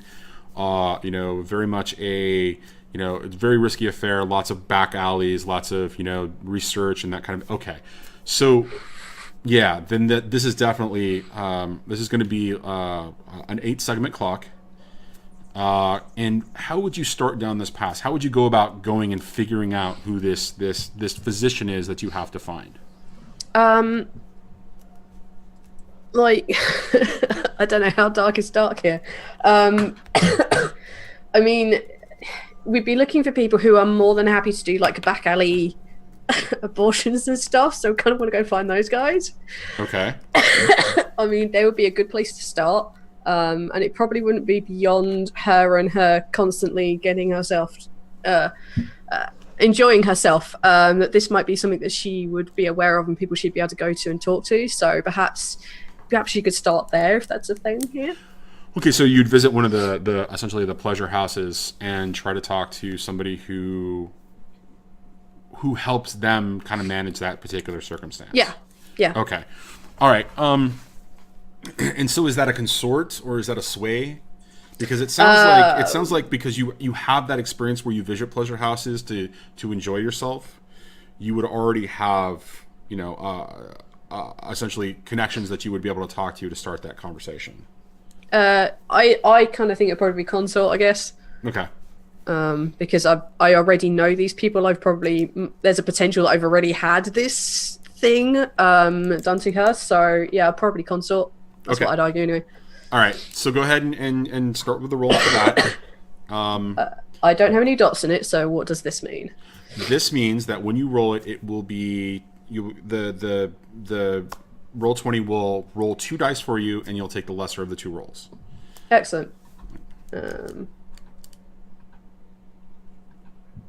then, okay. Well, and wow. That's one of those circumstances where, yeah, okay, sure. I actually want you to do me a favor and roll an additional d6 because I was going to give you an additional bonus die here because of your previous experience. Going to all right. So 4. You actually make 2 segments of the clock fill because you spent that time because it would have given you an additional d6 and that's the roll that you would have gotten. It would have been that 4. So what you find is they point you in the right direction to which doctor you should actually speak to. And it's funny because you're actually told to speak to somebody in Crowsfoot by the name of Elias Toman. And Elias Toman is a physicker who of ill repute. Excellent. And so when you go and find this particular person, they'll be able to start you down that path and refer you where you need to go. Excellent. Cool. Okay, and so that's your second downtime action. Thank you. All right. Now we're going to move on to essentially free play. Now both of you were told to go and find Fray in one of the fighting pits. So do you go directly, or is there anything you want to do in the setup to this? Is there any other information you want to gather, or because this will essentially be the introduction of Fray and her crazy brother, whoever he is. I mean, I don't think so. I'm just gonna take my typical loadout and. Yeah, this isn't really going to be treated as a score. We're just going to treat this as a role play element. But yeah. When we come in there, so nothing really comes to mind, unless something should. Okay. Nothing does. Excellent. So we're going to cut, and we're going to find you walking into essentially an underground, very large room under a storefront. Inside of Crowsfoot, you're taken through the storefront. Of course, the proper introductions are made, or they're giving the proper password. They take you down, and you realize that basically what's down there is a gambling den specifically focused on street fights, underground fighting. And so there's a bunch of rough and tumble events happening. There's like 3 or 4 different rooms where there are fights happening. Eventually you find your way as you're kind of navigating through the humidity and the smell of sweat and the smell of blood and the screaming and the drinks and the calls for place your bets kind of a thing, and you find yourself into one of the bigger rooms where there is a fight currently going on between a young woman and a young man. And Fray, can you describe yourself, what you look like in this fight? I'm probably about 5'7", an athletic build, but pretty bony at the same time, black hair, and very pale. Okay. And so Fray is currently just in the middle of a fight with quite a scrawny-looking, red-headed, wiry kind of, Street Fighter type guy, and they're currently just going back and forth and just kind of doing their thing until finally Fray just kind of nails him one final time in the jaw and sends him, and clocks him and basically puts him out on the ground. As the crowd goes wild, she is immediately approached by her brother. And Patrick, why don't you go ahead and describe the brother? The brother is also relatively tall, lengthy, completely pale skin, a lot like his sister. He's a relatively off-putting guy to look at, I would describe. If it makes it better, we're twins. So. Yes. So what class are you? Just so for my self-awareness. I'm a cutter. Cutter and a slut. Cool, thanks. So what do you mean by off-putting, though? Like, what is it about him? What is, is it his clothing? Is it his appearance? Is he, unshaven? Is he got cuts on his face? Or is it something about his attitude or demeanor? What is it about him that kind of sets that up? He has a very solemn gaze. If I were to sort of have someone to compare sort of general presence that you get from him, I would compare him to like Rasputin. Like very dark eyes, or like very dark bags under the eyes, a very like demonizing gaze. Outside of that, he looks like a relatively normal guy, but something about him is just extremely off-putting. Okay. He isn't dressed poorly, he's dressed cleanly, clean-shaven, just very off-putting to look at. Okay, and so when you approach her after the fight, are you checking in on her, or is this just what is the dynamic? What is the relationship between the two of you? I just want to point out I am way more attractive than he is making us sound. I've already got crazy Russian in mind. It's too late. I got those Russian bags too. Yep.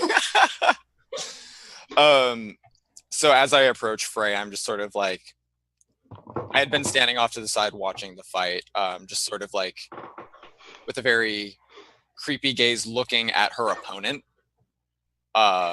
And sort of as I'm approaching her, I'm like sort of looking at the opponent, just sort of like almost glaring at him. Start like looking her up and down, just sort of like give like an affirming nod towards her. And I'm just sort of like recognizing that she's totally fine, just basically walked away from the fight relatively unscathed. Okay. And how are you feeling, Fray, after the fight? What does winning do for you? It's exhilarating, but I feel fine because I know that I could take more than that scrawny little guy. Okay. All right. So it didn't feel like a satisfying win. It just felt like I was doing it for money. Okay. And so, as the crowd is going wild, there's a little bit of a chanting that Mr. Wolf and Eclipse. What did I say? Escape. That Eclipse here, and they're chanting her name, Fray, right? And she's taking it all in, but again, as she described, it was for money. It wasn't as a satisfying victory. So she's just kind of like whatever.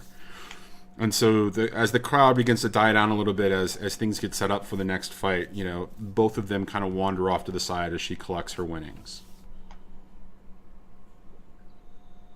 Well, I guess we better not waste any more time. Oh, you got a job to do. Yep. I'd like to point out that I'm standing relatively close to her, and just sort of like, I should point out I am taller than her, almost Towering. head, almost towering. And I'm sort of just ominously standing by. What do you mean by ominously, though? What's the intent behind that?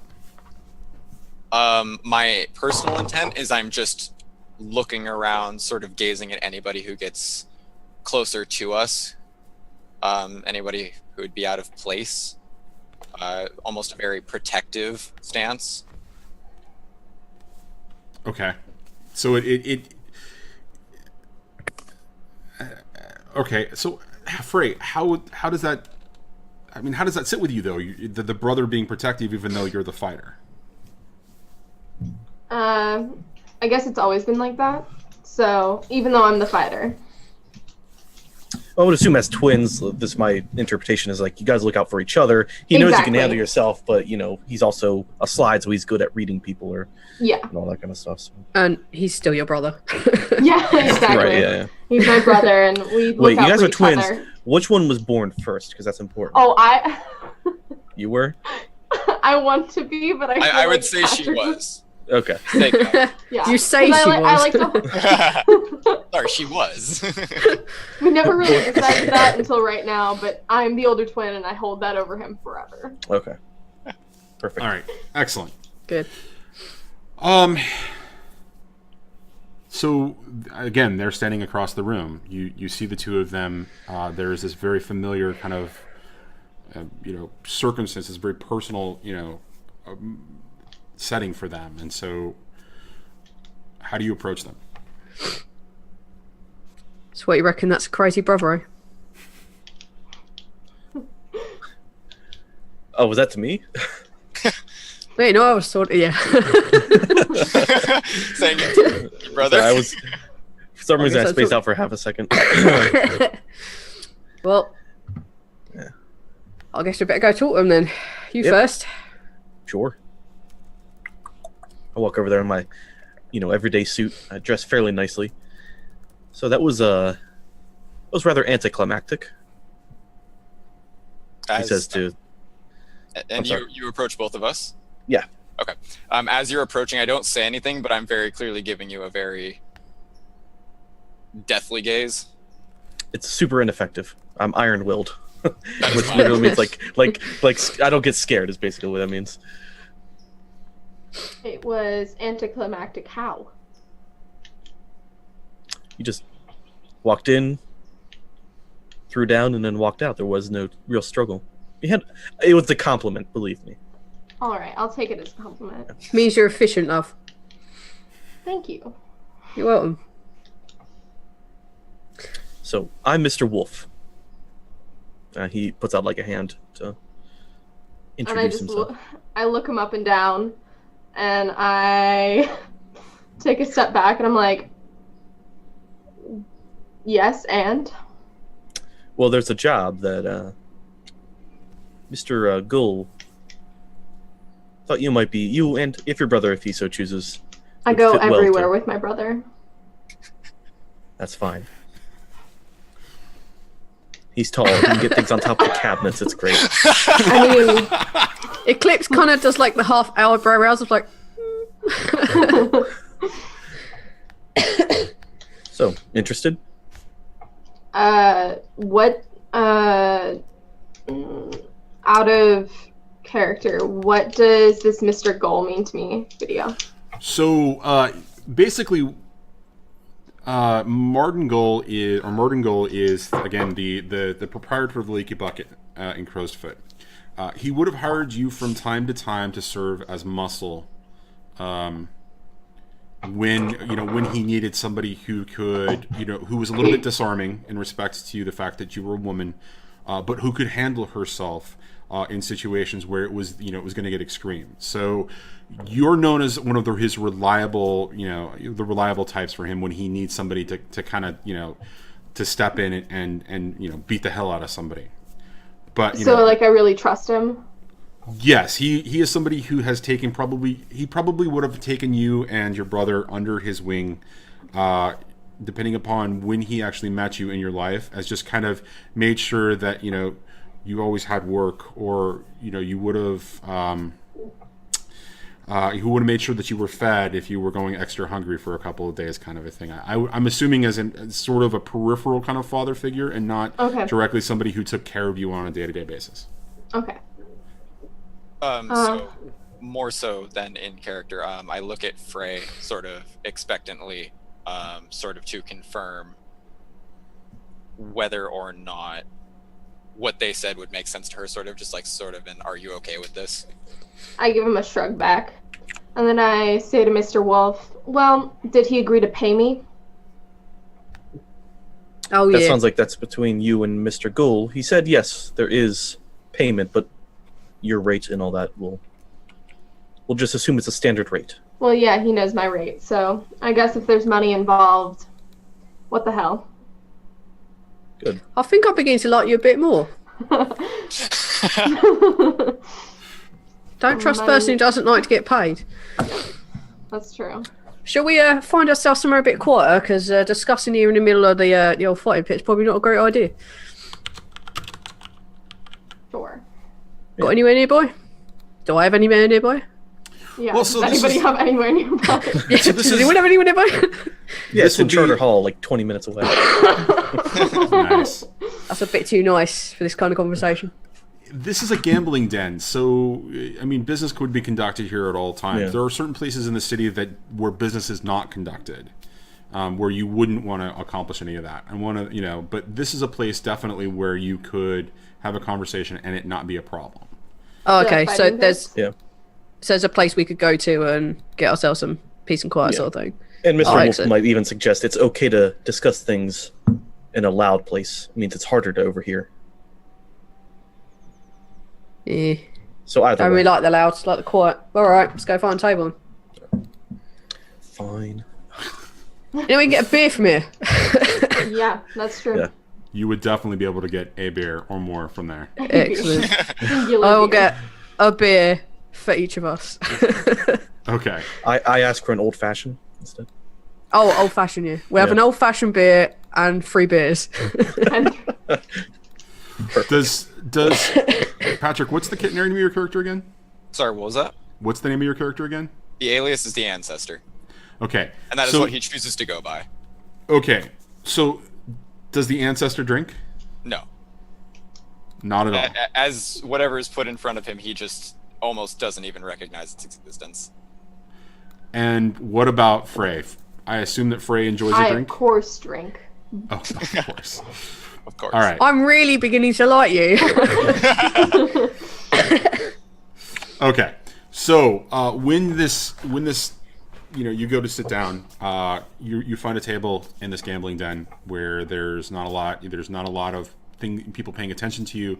A lot of, there's enough of a quiet for you to be able to have a conversation without it being, too distracting from the fights, though. So, Cool. what's going on here? How do you want to proceed? So, the job. There's no killing, unless we absolutely have to. Did we even get a name of the guy, Johnny? No, you didn't. All you got was a description that you're looking for. Okay. And where's this job taking place? The only description I got written down is loitering. Did I miss something? Yeah. Cool. I didn't write down enough. I just put new job, body grab. I That's just put all I down. put. I've got down I'm loads an of idiot. things. I have down stuff, including bag of coin each, and the only thing I have down under who it is loitering around the warehouse. So it's literally loitering. So that's currently their Yeah. description and their name. Yeah. It's in Crow's Foot. It's before you get to Char Hollow. The warehouse that blew up. There's a guy loitering around there. He has some information. Mr. Gold wants that information. So we grab him, we either knock him out, persuade him. Sounds easy I don't care. peasy. Yeah, got to find the dude, knock him out, take him back to Mr. Gull. Okay, so again, from a reference perspective, Fray and the Ancestor, which is going to get on my nerves real quick. Thank you, Patrick. Really appreciate that. You're welcome. Such a great name. It's such a pain in the ass is what it is. You both would know the reference to the explosion that they're talking about, the warehouse. I don't know if the two of you have talked about where you spend most of your time from a district perspective, but given the fact that you spend a lot of time working for Marden, and you enter the fighting pits in Crow's Foot, you would know at least that there was an explosion that happened, that there were 3 gangs that were involved in the explosion, leadership of the Crows, the Lamp Blacks, and the Red Sashes, or some members of the leadership of the Red Sashes were involved in that, and then it's basically erupted into a bit of chaos. So, all right. So if you guys are all agreeing to do that, so what's the next step for you guys? Because it sounds like you need to do a little bit more information gathering, or need to figure out which direction you're going to go. Well, I think first we need to do a bit of recce and we need to find out who this guy is. Well, I think really the first thing is we need like a operations center, if you will, someplace to work in and out of, or at least a common area where we know to meet and plan. Or we change it up every time. So as you guys assemble your crew, and as it becomes a thing, we can establish all of that, right? You're gonna get a lair or a hideout kind of a thing. Oh, right? I knew that was going to come. I just meant for like this right now. Okay. We need to, it could be this place. It could be something like that. Or we just don't have one and we just go right now and fuck this guy up and bring him back. I mean, we might as well go right now and see who this guy is. The only thing is, like, I know it's not going to be that simple, but Wolf doesn't know that. So yeah, I guess we just go. I don't have any contacts there. I don't think Wolf would have any contacts there, so we might ask you guys. You guys are inhabitants of Crow's Foot. Who's your street contact? Would I have a street contact? I think between the two of you and Eclipse, you guys could come up with something about which direction you would go. And just want to say a big thank you to UnMadeGaming because we're getting a raid, guys.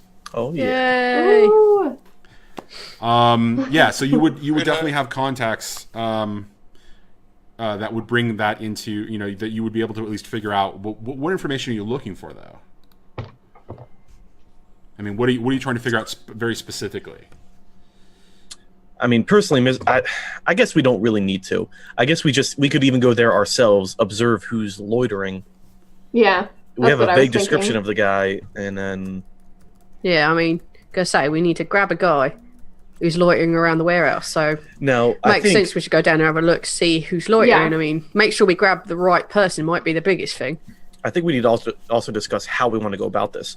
Do we want to sway him, or do we want to knock him out and forcibly take him back? I mean, we could try the sway first, and then if... Okay, so then let's set up a contingency plan. If we can't, excuse me. If we can't persuade him, we have to get to that. Well, yeah, the knocking out part I think we can handle as well. It's more or less, it's very conspicuous to be walking around dragging somebody unless we do like a Weekends at Bernie thing. Unless he's really drunk. I would be mad about that. A Weekend at Bernie's thing that has not been done yet on this I mean, we could give it a try. I mean, yeah, I mean, I don't know about you, but I've walked home nearly dead sometimes, crawling along. I mean, I've looked like death's door, so we can pull it off. It's also crucial. Yeah. It's like, well, it is also mega lockdown. Yeah.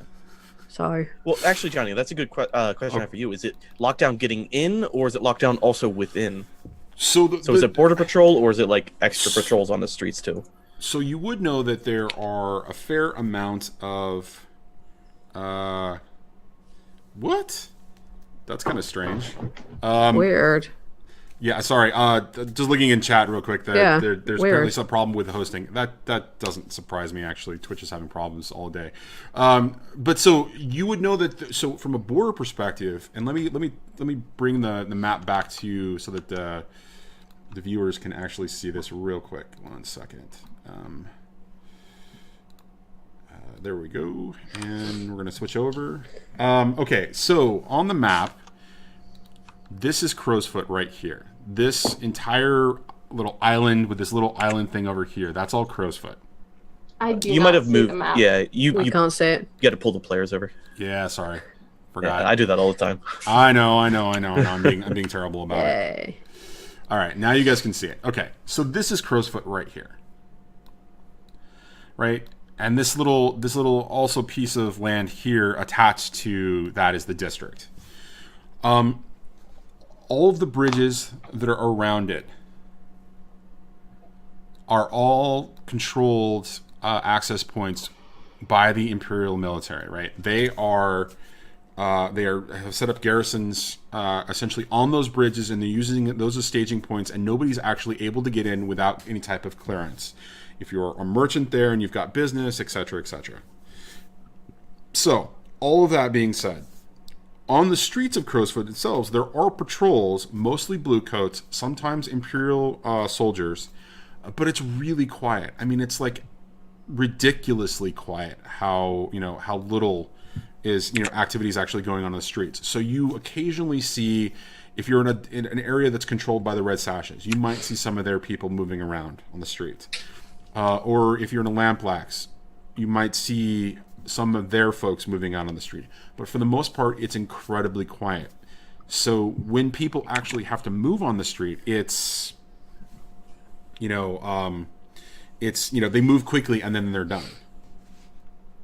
So there's not a lot of activity on the streets right now. You would be noticed. It would be obvious that you guys are moving, unless you wanted to take some precautions. Is there any sort of underground, like there are catacombs? I'm sorry. There are various levels to Crowsfoot in the description of the book. So there are underground passageways, and there are there are arches where there are there are multiple levels to certain parts of the district. So yeah, you would definitely be able to move underground towards that, and there are the canal systems as well that kind of snake their way under Crowsfoot. What is the religious climate right now in the city? Like, I'm not up on sort of how religions work in this city. Okay. So publicly there is. Yes, I know. I know it is a big thing. I know a little bit about the Church of the Ecstasy of the Flesh, but So that I'm explaining that not only just for your benefit, but also for Sam's benefit and everybody else at the table, and then for the viewers as well. So the Church of the Ecstasy of the Flesh is the public state religion. It is sanctioned by the Imperium, and it is pretty much what everybody openly is supposed to adopt as their religious belief. And they're not really a religion so much as they are just a very simple philosophy that is supported by some rituals. And that philosophy is that live life to the fullest, enjoy your flesh while you have it, because once that's all done, the spirit wardens are going to take your body and dissolve it into ectoplasm and consume your soul into energy that's going to be reused. On top of that, and thank you, Mushu, for paying a visit to us again. It's my cat. On top of that, there are various little cults and other types of occult groups who have different dispositions and worship different demons and forgotten gods, and believe that there is more to than what the Church of the Ecstasy of the Flesh offers. For example, over on the Shroud, we have a lovely character by the name of Steam. Steam believes he is a god. Steam is collecting his pantheon of gods, who happen to be other characters essentially in the story. So his belief system is not at all like that, but it's very isolated to him and the group of people that he cultivates as his quote-unquote cult. And we haven't actually dug too terribly much into that, and we'll actually get to that probably tomorrow night a little bit. But so each cult, each religious group, each fanatical group is different. So really it's on you to establish if there's something in particular, like from a cult or fanatic perspective, that your character or you and Fray, spend, that you believe or what have you. So, say for example, I wanted to pretend I was on, say, since it is a state-condoned religion, how believable would it be for me to say I need passage into a certain area on religious business per se? Unless you were a member of the Church of the Ecstasy of the Flesh, they'd probably call it bullshit. Okay. Or and how would one you present themselves as that? Can one present themselves as that? Yes. Oh, absolutely, you can. Whether it actually means that they're going to listen to you will be a determination of the dice and Absolutely. how you present yourself in the circumstances. Okay. So, what are you thinking with that particular line of questioning? What are you suggesting? My thoughts are I could just get us through the checkpoints with sway checks. I consider the Ancestor to sort of consider himself as like a sort of he does consider himself a cult leader, but sort of unofficial business masquerading under the Church of the Ecstasy of the Flesh. Do they have like formal attire like the various leaders within the church? Yeah, that's kind of like where my line of questioning is going. So are we need to go nick some robes from a priest? Well, that's where my questioning is Excellent. So there would be formal attire for anybody who is considered a member of that particular religion. Absolutely. Okay. So, but what is the use for that then? I mean, within Crowsfoot, within the area that you're trying to move right now, there aren't any checkpoints. It's only the checkpoints entering into Crowsfoot and out of Crowsfoot. Essentially, the bridges that are represented that you would need to, the access would be limited to, right? And you would But also we're have already in Crowsfoot? You're already Yes. in Crowsfoot. So we don't need to cross No. out. Yeah. No. Okay, sorry, that was my mistake. I thought we had to. All right. Okay. You're already in Crowsfoot at this point. Okay. Okay, so what are you guys doing? I think we're gonna go to the warehouse, and Yeah. might not go like straight to it. We might stay like a block away, observe it, move around it, and observe. Can we get up on buildings? You totally can get up on buildings. So this is sort of information gathering as a part of free play. What activity are you doing though? I mean, narratively, what are you doing? Are you all just kind of observing the circumstance? Are you observing the building? What are you looking for? I mean, what are you hoping to see? Essentially, is what I'm trying to get to. This guy.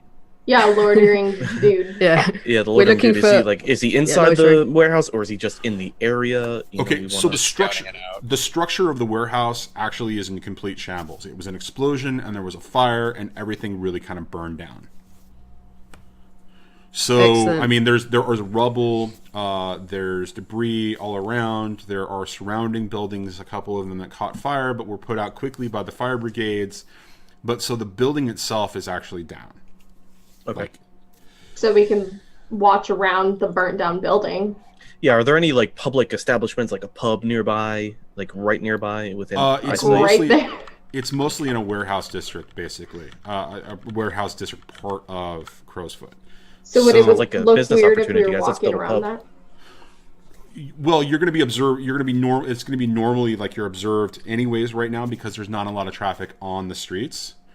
To answer what was your question again? I'm sorry, Rhino. Oh, I was just being a smartass. All right, I'm sorry. Like- I missed it. like- My bad. It sounds like a business opportunity. We just build a pub there. It Yeah, is a bit. but- Well, yeah, sure. I mean, Actually, there's if prime that's real what estate, you it's- did, it's I on the wouldn't be waterfront. mad. There's Make it actually fun. property up for sale right now because there is a nice big burnt warehouse. We can just build in the remains.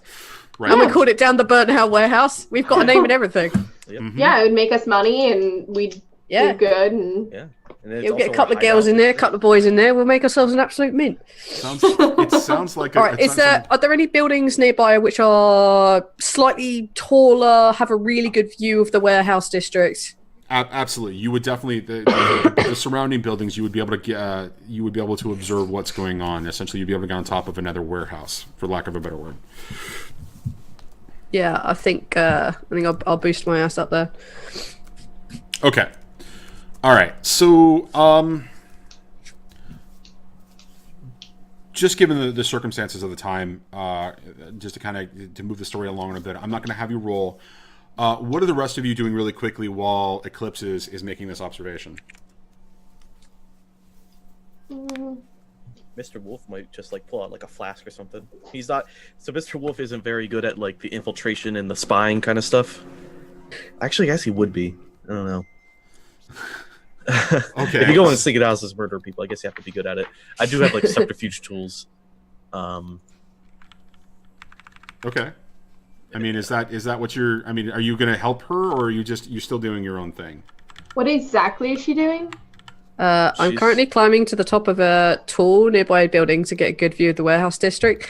Do my dark vision goggles coming to help her? Well, so described. I wasn't aware. I mean, I wasn't aware of them as an item. I know that they're in the book. Can you talk to me a little bit more about how they work and what they do? If I'm allowed to make it up on the spot, like the dark sight goggles, you would essentially allow you to see that slightly better in the dark, kind of a bit like MVGs. So it would kind of tint everything a slight color, but it makes it easier to spot movement. Does that make sense? Mm-hmm. Because I kind of figured that I wrote in her thing that she got them particularly from her father because her father was a shipwright, and he would be working in like dark places, so like getting underneath and seeing like small details and movements and stuff would be quite helpful for him. So Okay. that's kind of what I was thinking. All right. So then let me ask Fray and Ancestor, excuse me, what they're doing real quick while these two are doing that. Are they both climbing to the top? I don't think I would be. I think I would would climb to the top. Are you going to come up with me? Cool. But I would say I'm just hanging out near. yeah, Just looking emo. Honestly, Yeah. watching. Might- as, might as long as Fray's within sort of like my view. yeah. Content. It might make more sense if you grab one like on the opposite side so we can have a better angle of what everything's going on. That's what I was thinking. All right, so if you keep your tall, lanky brother at the bottom of you, and I'll keep my companion, Mr. Wolf, here, then we've got someone to cover us just in case. Okay, but what is your okay? So you guys are just basically keeping an eye out while they do their reconnoiter, essentially. Basically, yeah. Okay, all right, fair enough. Okay, so what happens when you guys get to the top is that you see, again, the fair. fair district all around you, and it's a pretty sizable district.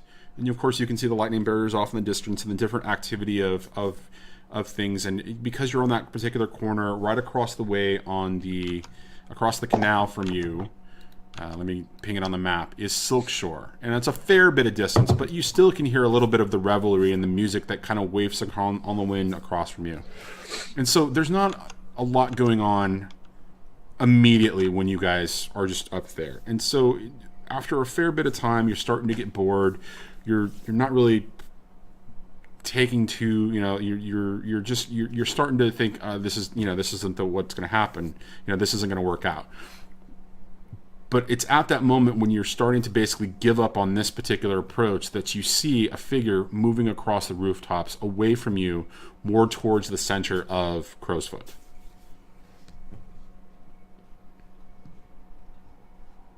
I drop a pebble or some such thing near Mr. Wolf and then go off after. What do you mean by drop a pebble? So there will probably be some sort of debris on the top here. Like, is this what kind of roof is it? So if it's like tiles and maybe like a couple of loose like shingles or something up here, or if it's just a flat roof, then I don't know, like various bits of rain and dirt and debris may also be up here. I could just drop something down, or I could, because I don't actually want to drop a knife on his head because that might kill him. And I think it's the only thing I have. I'm not up for wanted murder just yet. Okay. Just because I don't know how high up we are from him. Because if I'm within like whisper range, then I'll whisper at him. But if it's like 3 or 4 stories high, because from what I read, it sounds a bit like the Hive from 40k, where it's just like building upon building upon building upon building. Yeah. So in this particular case, you're probably about you're about 2 stories up at this point. Oh, okay. Then he totally hear a whisper. Then I'll just whisper down at him. Okay. And what are you whispering? It looks like we've found someone scooting off the roof, so I'll head off that way and you catch up. Can I see where Fray is? Can I see her from? They're on the essentially the ground floor. So yeah, I would assume that's.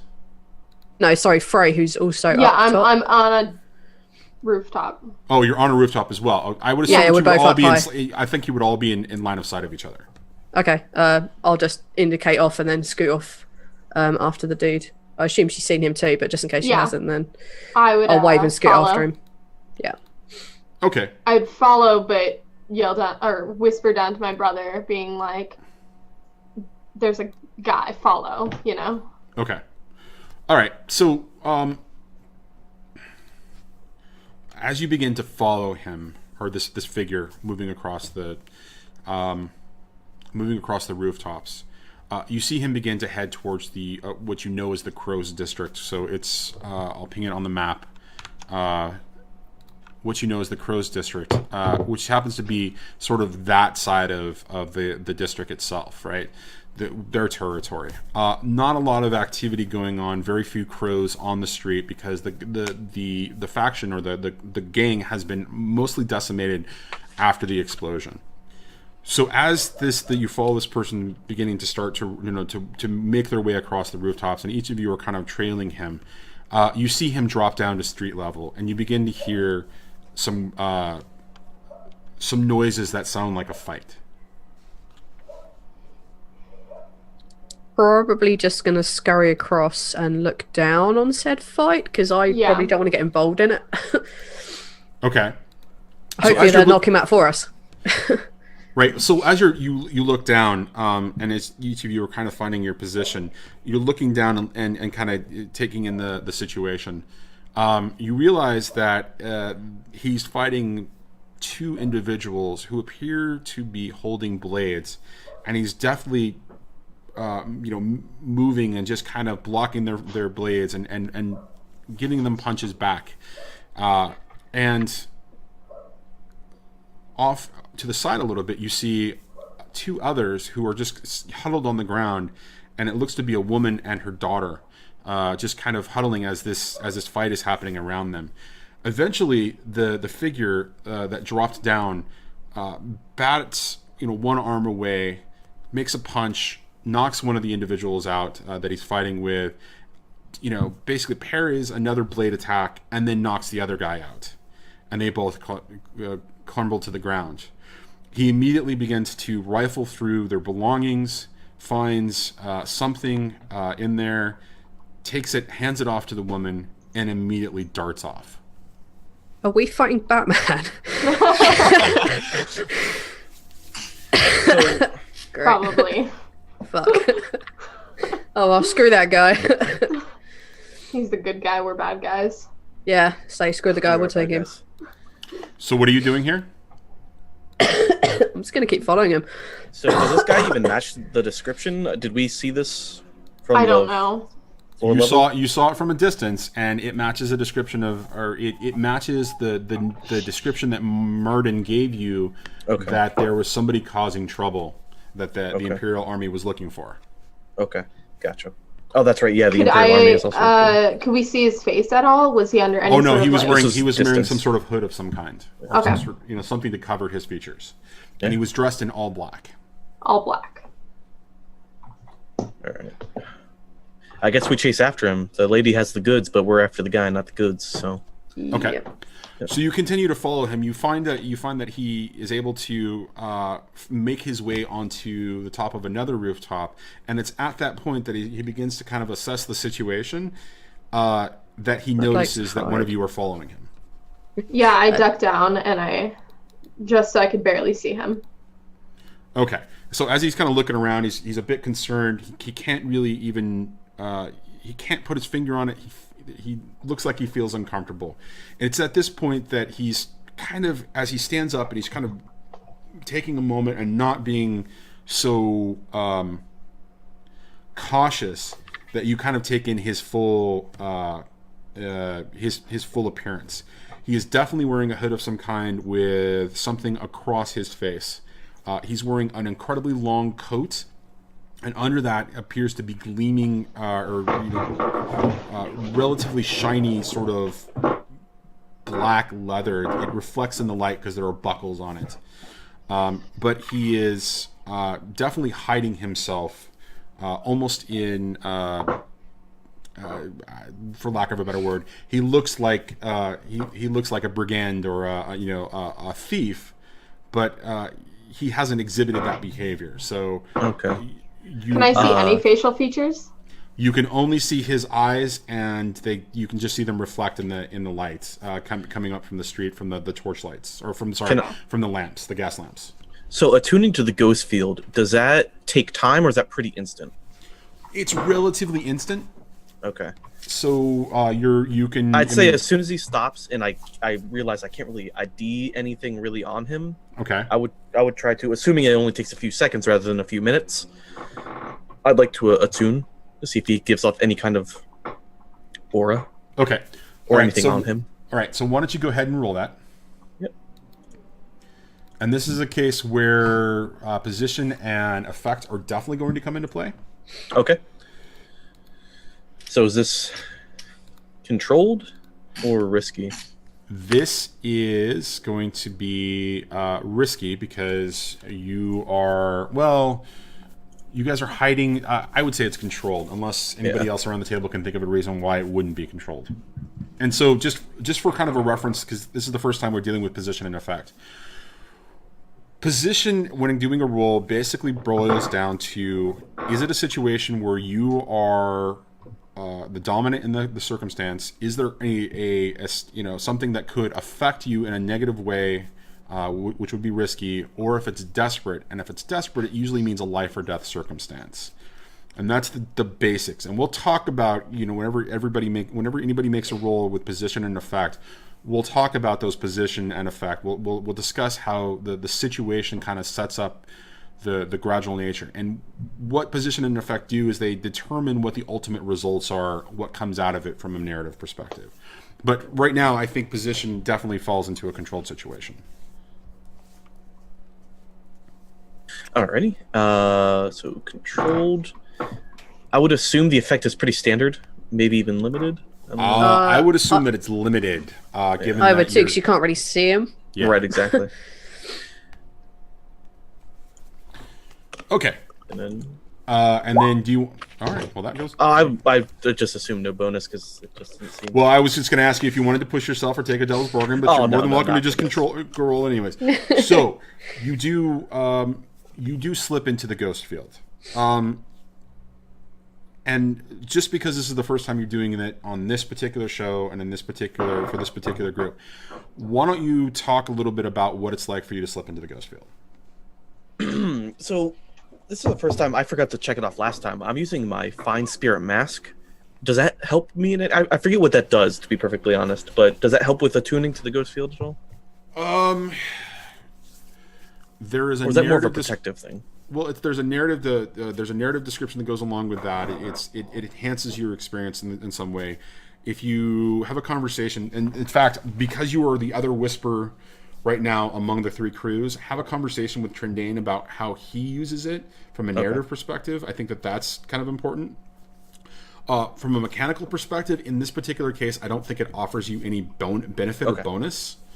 So it's really more about,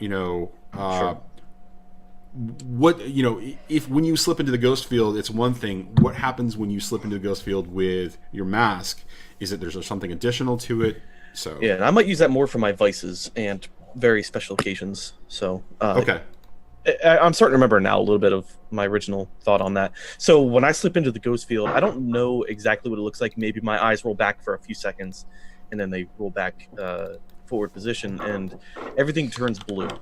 I would assume my breathing gets deep, just a little slower, longer breaths. And it's like it's this typical trope. It's like going into the spirit world in Avatar or World of Warcraft, all those things. It's just everything is some sort of shade of blue, unless it's obviously the demonic Leviathan blood, all the other auras within the ghost field. It's like when Bilbo puts on the ring. That's what I like to think of it as. Okay, so when you slip in and you take a look at this person, you realize that there is something definitely off. It's not just that there is one soul in this body, one spirit in this body. There are definitely multiple occupants in here. So there is a possession that's actually going on, but you really can't get the detail of it. All you know is that there's essentially either it looks like it's compressed, or it looks like it's either like there's a merging of a little bit. Maybe it's got a parasitic look, depending upon what your perspective in the ghost field looks like. But when you look at this particular person, you realize that they are not riding solo in their body.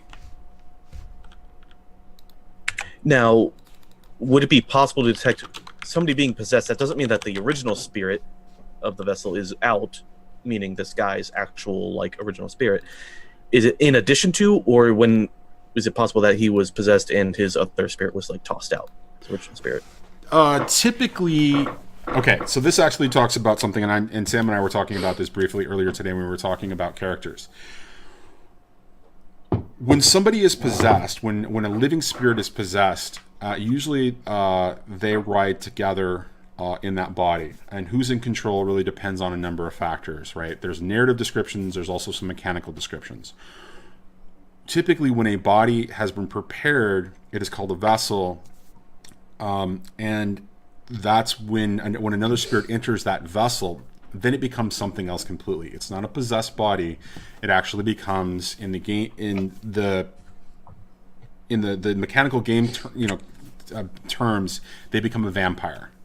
And so vampires are, the typical what you think of, from a characteristic perspective. But there's only one soul in there, and that's the soul of the possessing spirit that has now taken over this body and made it its vessel. Okay. So this is definitely not. This would be obvious to you that this is not a vampire. It's not a possessed body. It's not a possessed whole or vessel. There are two spirits occupying this particular person. Okay.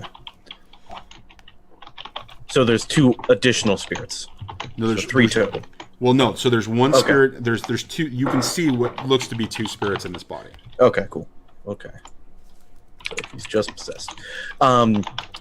So I guess Ancestor is right near me. I would assume we were kind of sticking together. While we were on the streets. Did we stay on the ground, or were we? I assumed we stayed on the ground and we're sort of following from the ground. Yeah, we were the ground forces on that one.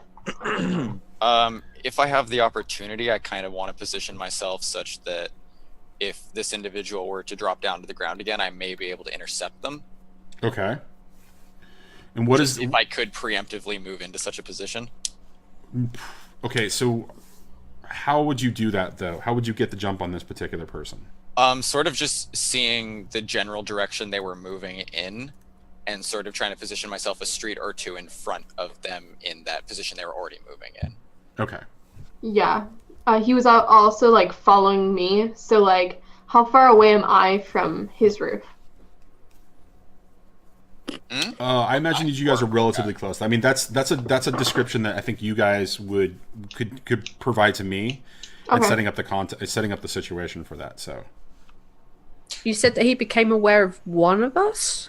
He became aware that there. So as I described it, I was going to make him aware that one of you were there. He's going to be conscious of that fact that one of you were there.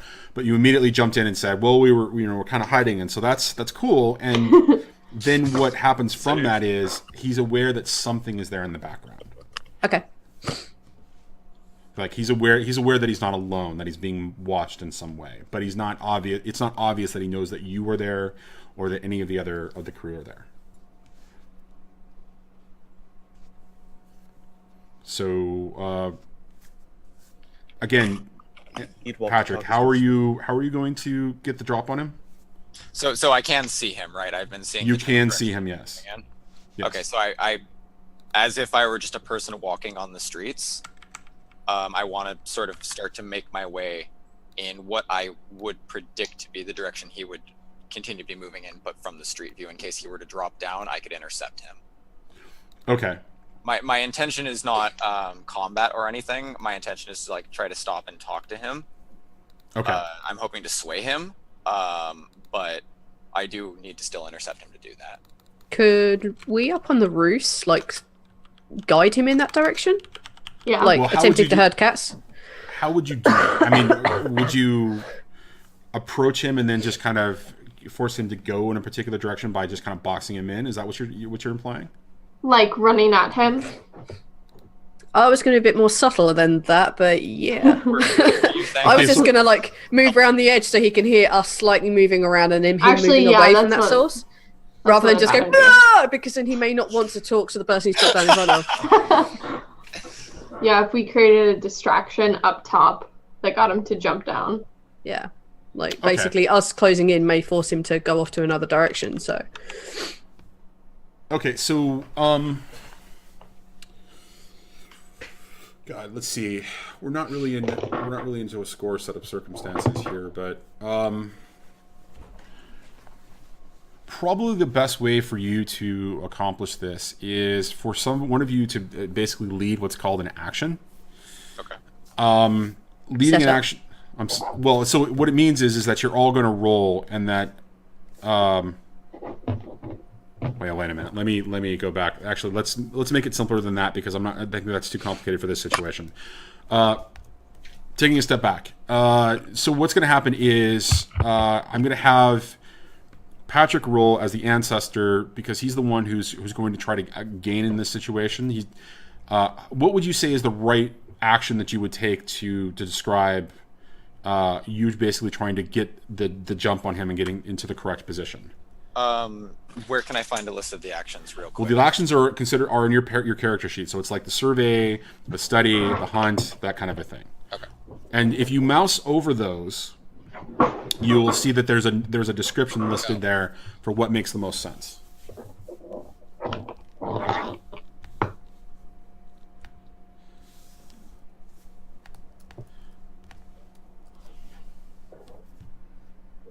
And while we're waiting for him to kind of figure this out. Yep. As you guys are going to move into position for him, is there an ultimate goal that you're trying to accomplish? Are you trying to subdue him? Are you trying to knock him out? I think we were going to talk, and then if that didn't work, knock him out. Yeah. And if it's going to go straight to a fight, then fuck him. We'll take him out. Yeah, I think we have a distinct plan A and a distinct plan B, but plan B activates when plan A is clearly not going to happen. Well, so plan A is to basically just corner him to talk to him. Yeah. Okay. Yep. And I if not, we'll jump him. would say prowl would make the most sense. Okay. It looks like. All right. Unless you might have a better suggestion. I know the whole point is I say what it is, but I'm still learning. Yeah. Well, I think prowl actually makes complete sense, right? It's because it's you. If there is only one other thing that I could think would make even remote sense, which would be hunt, right? But in this particular case, prowl seems more up the alley of what you would do as a slide. Agree. Okay. So go ahead and we're going to say that the position on this is going to be risky. Okay. How do I go about rolling in this program? With all the conditions and such. What you do is you mouse over the action that you want to take and you click on it. Okay. Oh, I see now. All right. And position is what? Position is going to be risky. Okay. Because there's an element of potentially losing him in this particular case. Absolutely. And then the effect, I think, is, and this is going to go up to the table. I don't think it's limited because you would be getting him more than just cornering him. You would have a bunch of you would have a couple of options to be able to accomplish that. The result, or the resulting possible negative though, also means that he could get the jump on you, or he could just outright escape. There are many things that could play into this. So I'm thinking standard makes sense. Does anybody have any idea as to it being something else besides that?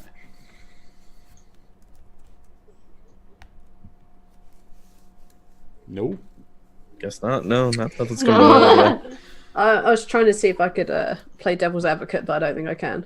So Well, yeah, I you're think welcome to standard. play devil's advocate. I mean, That's what I'm trying to do, and I can't. okay. All right. Excellent. Okay, guys. So go ahead. Real quick.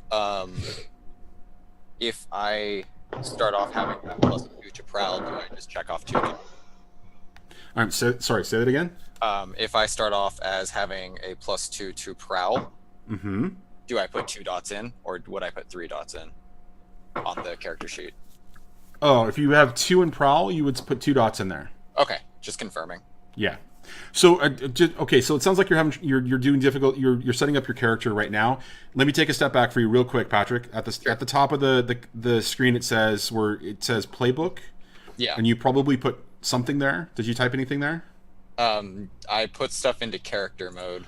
No, yeah. But did you put anything in where it says at the text at the top? No, Type I in have slide there, and Okay. it'll fill in the basics, the starting point for that character, Okay, I got it. Thank and then you. you'll be able to fill in the rest. We can deal with that with that. Yeah, I'll do off-stream as that well. later. So okay. Prowl, risky, and we decided standard, or Yeah, Yeah. Yes. I can't argue for limited. and any bonus dice? Do you want to take a devil's bargain or push yourself? Now, for qualification, since this is your first roll, a devil's bargain is no matter what happens, a consequence occurs. Like if you succeed, you take an additional die. You succeed, this consequence still happens. If you fail the roll, regardless of taking the additional die, you still take that consequence. An example would be. You are noticed by, say, a blue coat as you try to get into position, and now a group of blue coats would come and investigate what you're doing. Right? That's the example. They can be more complicated than that. They can be, story changing. We've had things happen on the other 2 shows where we've given it to chat to kind of figure out, done a straw poll, and then the ultimate result actually comes back at some other point. But so that's what a devil's bargain is. Pushing yourself means you take an additional die, but it costs you 2 stress. And that means you add 2 additional stress on the stress tracker on the character sheet. Okay. Do you want either of those? How much stress can I have before I start to? It's trauma, right? I get. Well, so would you fill that up, and then you basically become incapacitated and you deal with trauma. Okay. I think I will push myself in this case, Okay, excellent. which will give me 1 bonus dice. Yes, sir. Okay. Submit. Okay, so 2. You only have 1 in prowl. I Is that- currently don't have anything in prowl. Okay. Should I? Well, do you? Okay. Let's not worry about that right now. We're gonna take it that what it is. Okay. So you fail. Okay. You're not able to get into a position, and as a consequence of that, he does notice that you are moving on the ground, and so he's starting to kind of back off and move in a different direction as he notices that you were casing him, you were watching him, you were observing him. Hopefully, Eclipse and Fray can use that to their advantage. Well, so he's starting to move away, and so Eclipse and Fray, you're on top of the building, kind of watching this happen. He hasn't seen you yet, but it's clear that he's seen the Ancestor, and he's starting to move away.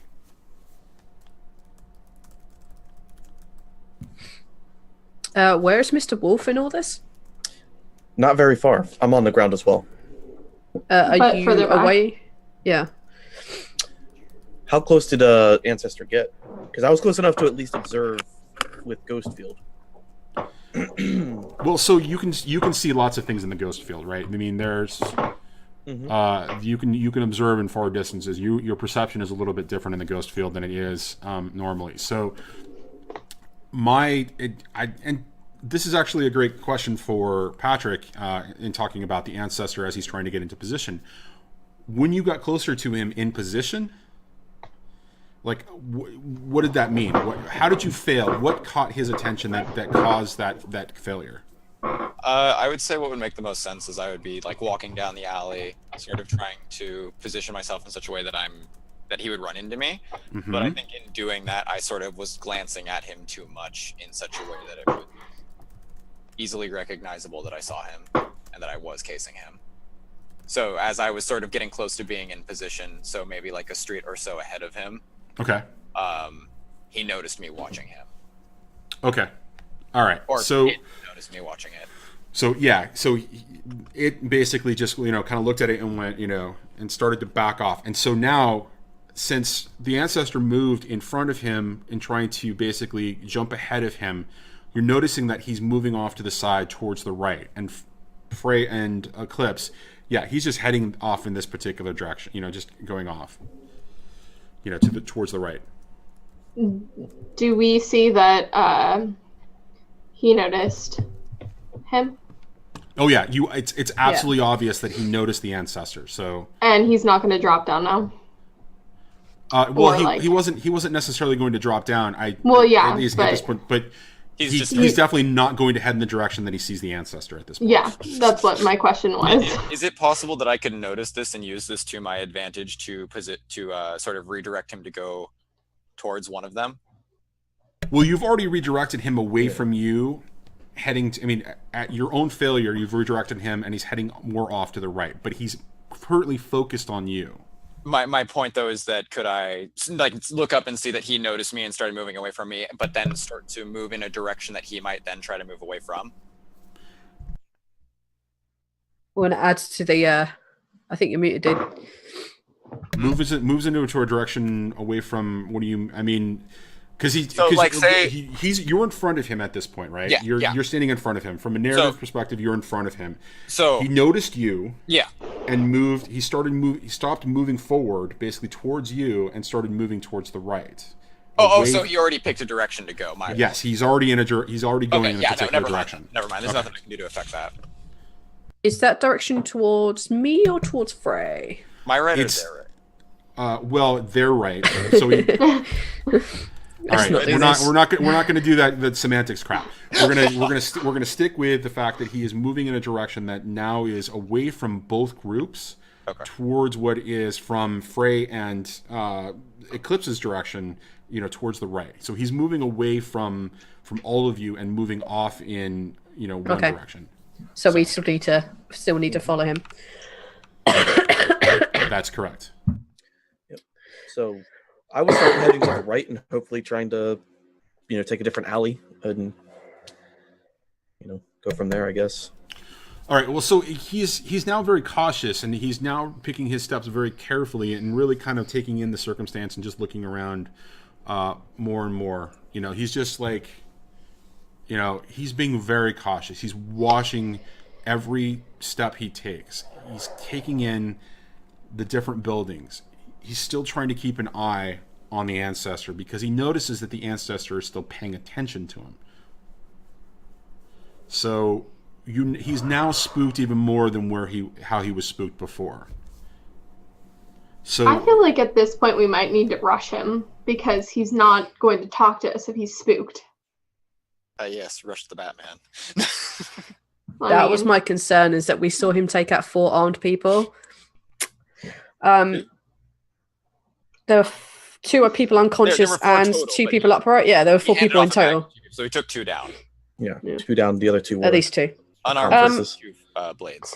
So, is he leaving any real tracks across this roof? I mean, what are the roofs? Are they like soot covered, like because of the gas burning stuff creating like carbon up on the roofs? Is it covered in like, if I know, dirt or water, or is it a shingle roof? Is it a flat roof? What kind of? I'm angling to how I can track him.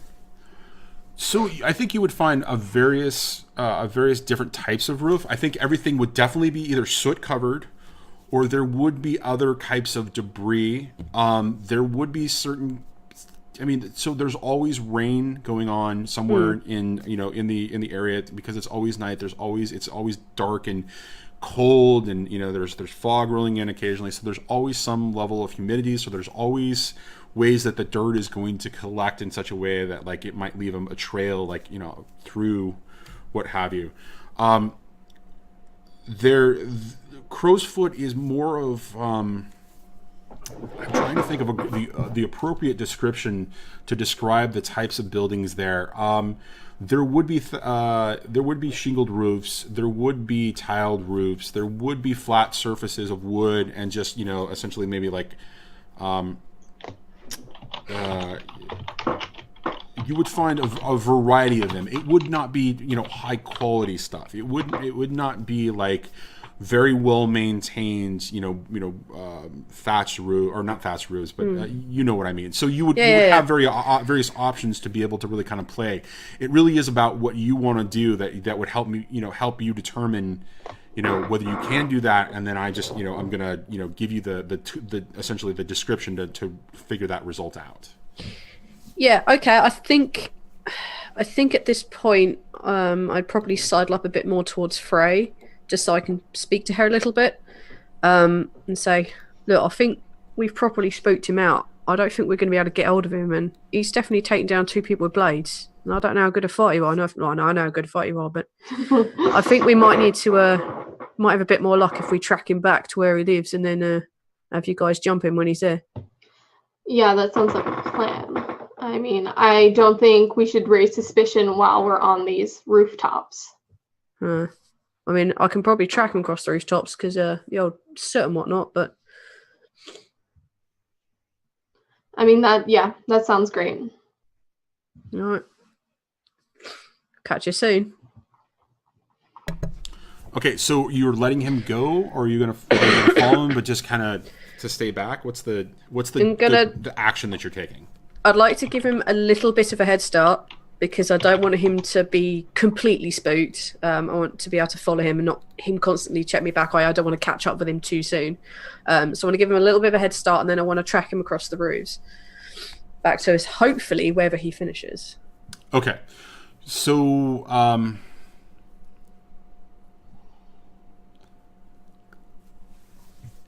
for given the amount of caution that you would put, I'm not actually make you roll. So, but because of the description of the approach, I just have a quick question for everybody else as she's beginning to do this. Are you all participating in this, or are you taking a step back and letting her do this so that she can figure it out, and then you'll meet up later for that result? To figure out where he's actually residing. Mr. Wolf might let her do her thing. Yeah, I'd probably let her do her thing and then go down to my brother. I'd say it seems like she knows what she's doing, and if Wolf is falling back, as someone who knows her, then I'd fall back as well to Fray. Okay. So did you guys? I know that Wolf had actually briefly made a conversation about this. Did you guys figure out a staging point where you guys would all meet back? I would say yes, but we didn't explicitly say what that was. Yeah. Okay. So I mean that's something that you can totally handle off screen. You know, having a conversation about to set up for the next time we play, because we're getting close on time. But so the three of you kind of fade back, and Eclipse moves forward and begins to kind of track him. And so this is what happens. Eclipse, you notice that from the last time that you took time, it is so the way that time works in Duskfall and in the world of Blades in the Dark and 6/20. The first 12 hours of the day are considered 1 through 12. They're named 1 through 12. You can find this in the book. I can point you to the exact page, so you don't really have to take too many notes about this.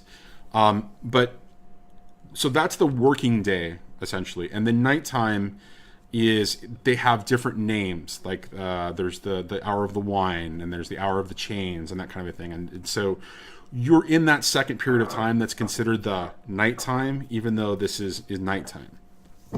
And so you watch this particular individual move through the night, taking out various individuals on the street who appear to be attacking other groups, right? It's basically a vigilante, right? The vigilante tends to move and is securing people on the streets. Occasionally, what happens is you see bluecoats catch a wind of him, and he immediately moves off, or it begins to move off and just kind of move off in the distance and hide. Or they kind of runs to escape. But you're able to track him, but you're being incredibly cautious, and you're following him. And sometimes he occasionally gets close to one of the bridges, and there's some commotion because somebody actually observes from the Imperial, the checkpoint, and they try to find him, but nobody is able to actually track him down. By the time they get to the rooftop, or by the time they get to the street, he's gone. You being so cautious, you're able to follow him. And so you follow him back through the streets, towards a part in Crow's Foot that appears to be occupied by the crows. And the person finally jumps down, looking around, being very cautious again, comes to the doorway of a back of an establishment. It appears to be a drug den of some kind, that you have some awareness belongs to actually one of the red sashes. But it's in Crow's territory, so that's a little strange for you to kind of to reason out. But it appears like it's a relatively new den, and that it's run by the sashes. And so this person kind of jumps down, looks around very cautiously, opens the door, starts to step inside, and pulls their hood back and throws down their mask. And you see it's a woman of about 20, and she just kind of begins to start to throw her hood down. The door closes, and that's where we're going to end it. So,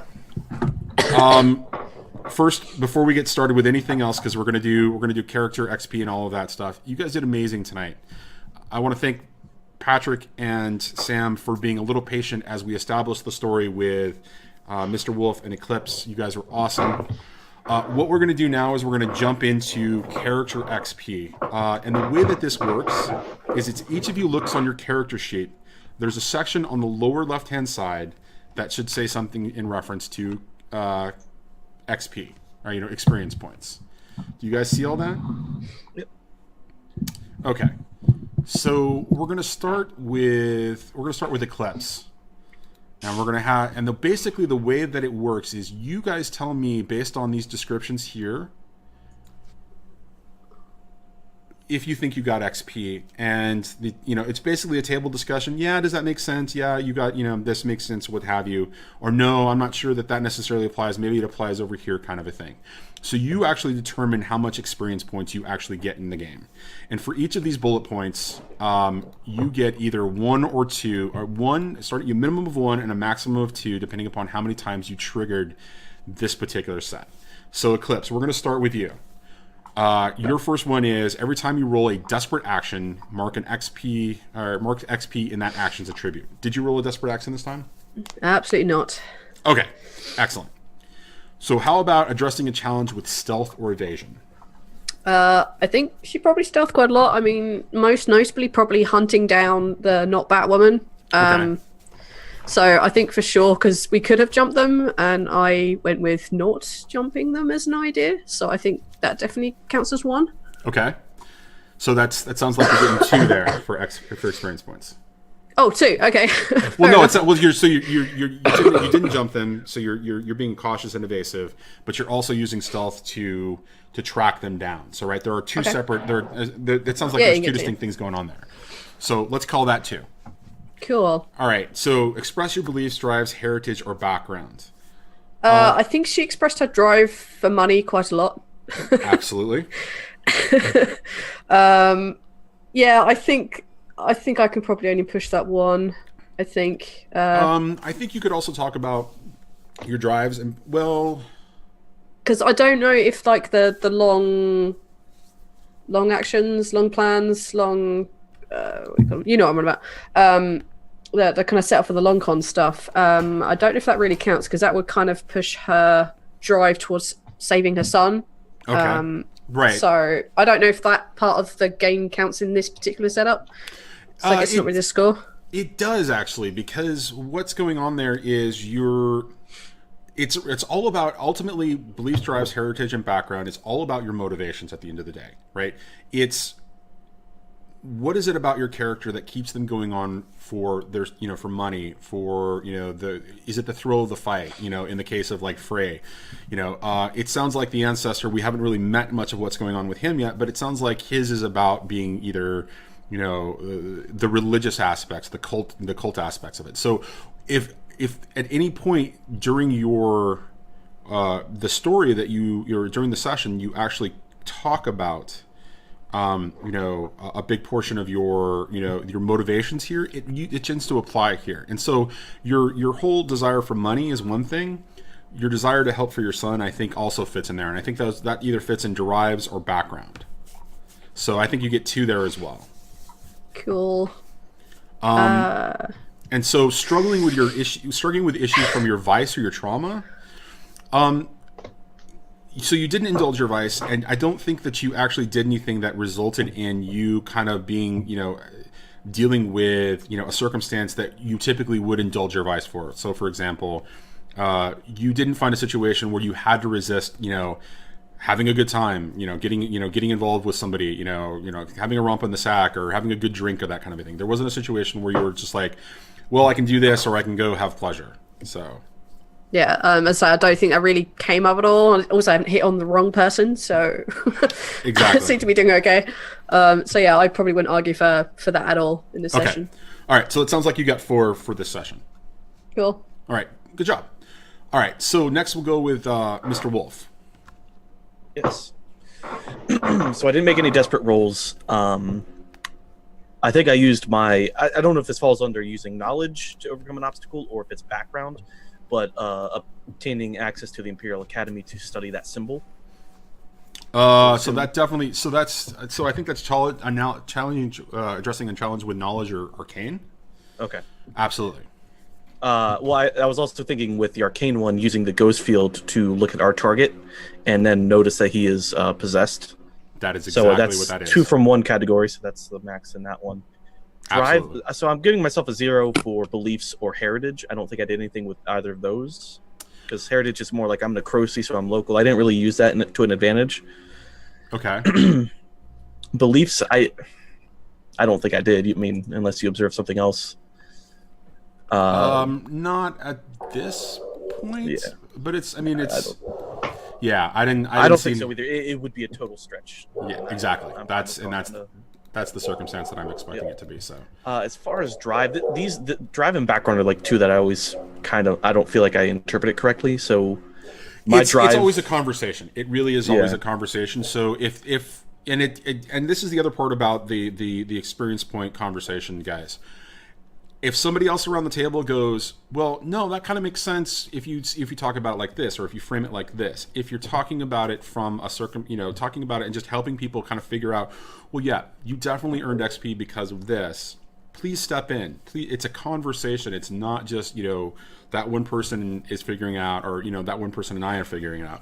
If somebody else thinks that that Mr. Wolf did something, please step up and speak, because we're caught up in the moment. We may have missed something. So just as an idea, for you guys. So so it sounds like you got 2 XP for this session then. Yeah. Okay, excellent. All right, Fray, you're up. I didn't make any rolls, so I couldn't have made a desperate roll. Okay, correct.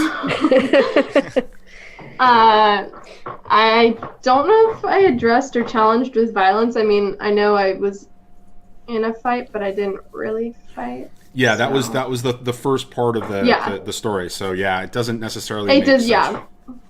I don't think it. Yeah. Does it just state violence? It says violence or coercion. Coercion. Oh yeah. Okay. Yeah. Yeah, I didn't do any.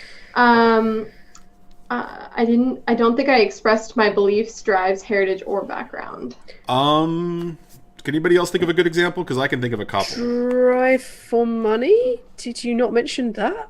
I mean, yeah, I guess that is because it was kind of like, I like that. You also mentioned booze, which I also liked. Yep. Yeah. Okay. So I remember those 2. Okay, so that definitely counts as at least one. But there was also a little bit of a dynamic going on there in respect to background between her and her brother, the Ancestor. I swear to God, Patrick, we're gonna get you a better name. I know. I'm like, that's your name. Please keep it. I'll you later why it's staying.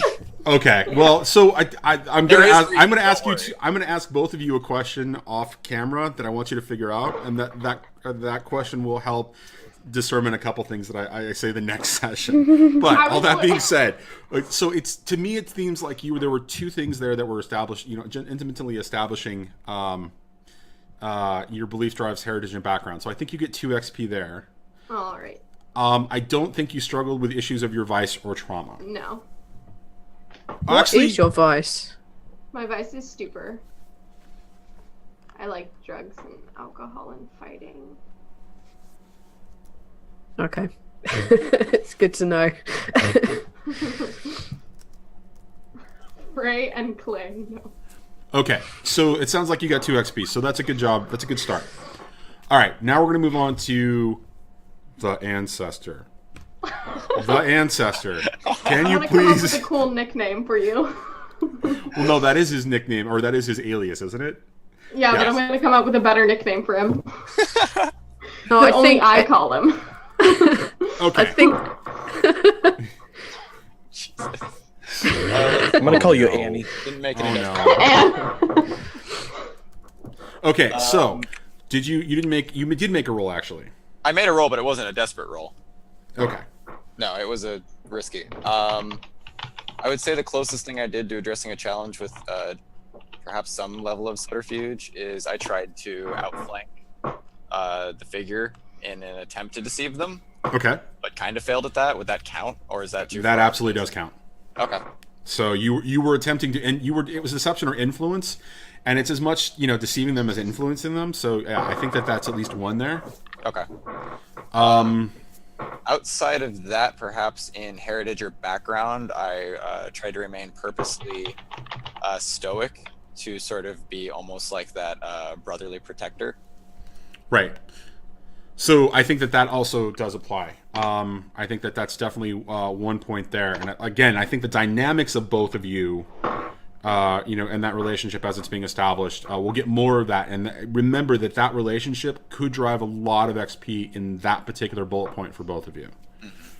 Outside of that, can't really think of anything else that might apply in these categories that I did. Okay. Then with that, we're going to call that the end of character XP. We will deal with crew XP because crews actually get separate sets of XP, and we'll talk a little bit more about that off screen because I'm also going to have you guys have a conversation about an actual crew name. But so for that point though, we're just going to call that the end of character XP, and we're going to do a little bit of business and then we'll do outros and say goodbye to everybody. So guys.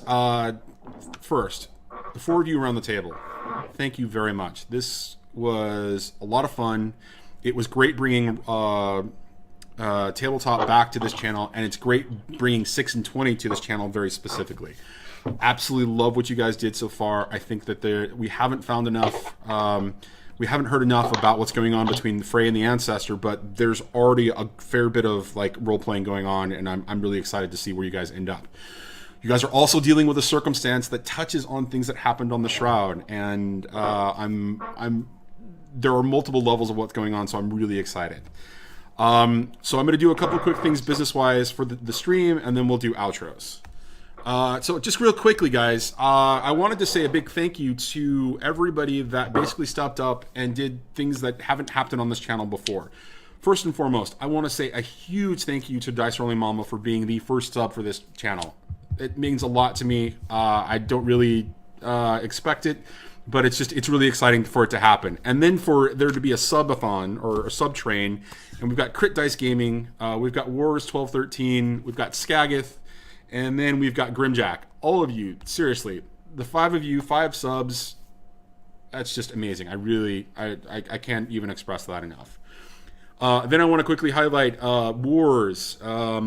Again, Wars 1213, Skagith, Firebringer Axel. You guys stepped up and cheered the channel. Again, thank you very much. Some of those were focused at charity. That's even better, guys. If you guys don't know right now, this is the last day to be able to add the hashtag charity to whenever you issue a cheer in order to have it support Extra Life. So for every 1,000 that they get for that, that's cheered with that hashtag actually gets donated to Extra Life. So, and then real quickly, wanted to highlight we had a bunch of follows as well. I've got to figure out how to get the alerts set up correctly so that it works on the screen. But B Hogan, I Am Loco, Church Mouse, Time to Dice Petra, Fray, and Cosmic Doomed and Demea. Thank you again, guys. It's really awesome. You've made this first show really just phenomenal. So, and with that, I'm going to turn it over to the table, and we're going to go around. We're going to start with Mr. Wolf, Anonymous Rhino. You want to go ahead and tell us about yourself? Sure. So I'm Mike. I'm also from. I'm one of several Mikes at UnMadeGaming. How many are there now? So counting the mods, there's really only 3, but we like to seem like there's a lot more of us. So I do a lot of the background stuff with like Photoshop and some other things. But I should be on everything as the Anonymous Rhino. I always change my Twitter tag, so don't be surprised if you don't see Anonymous Rhino there. I'm playing Mr. Wolf. He is a Dexter Mr. Brooks character. We haven't gotten to that yet. That's his vice.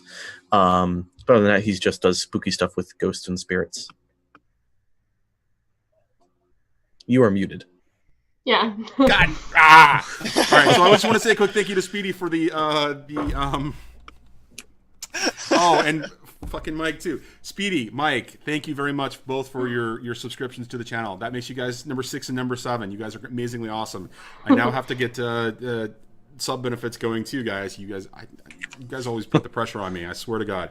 Anyways, thank you very much, Speedy. Thank you very much, Mike. Really appreciate it. And thank you, Rhino, for being here. All Absolutely, right, man. Volanda, you're up next. Well, you can find me on Twitter at blood_BTP. You can find me here on Twitch, bloodthirsty_puppets. You can find me everywhere basically as Volley. That was so much fun. It's been mulling in my brain since we played on Saturday. I really enjoyed the system. I really enjoyed it. Thank you so much for jamming this, dude, because this must be a nightmare with 3 crews actively in world. Jeez. I'm really glad. You have no idea. Oh, yes. Yeah, it's awesome. Thank you so much. This world is perfect, and I love the system, and I'm really glad to be playing with you guys because you definitely seem like my sort of players, my sort of guys. So I'm really excited for this. So yeah. Oh, and thank you everyone for all the follows and subs. Doing a good job. Keep doing it. More sub train. It is an absolute pleasure to have you here, Valen. I really appreciate you coming by. It's been awesome so far. It was awesome on Saturday, so I'm just it was really good fun. All right, Sam, you're up next. Hi, I'm Sam. I'm mainly a cosplayer that's moving into streaming more often. And you can find me on Instagram, Twitter, and Twitch as Harley's Armory. Yeah. All right. Well, it's for anybody who doesn't know, Sam is actually my daughter. And she was the reason I actually got back into tabletop gaming after 20 years. She convinced me to run a game for herself and her friend Patrick here and a bunch of their friends. So they're the reason that I'm now obsessively on Twitch and running free crews. And let's not talk about that. I think you need to kick her out because she just dabbed. Good job. So thank you, Sam, for being here. It's really nice to have you. It's nice to be able to game with you again. This is awesome. All right, Patrick, you're the last one. You're the last one. Go for it, man. I'm Patrick. I'm playing the Ancestor. I don't really have much social media going on. I'm not a streamer or anything. I'm mostly here along for the ride.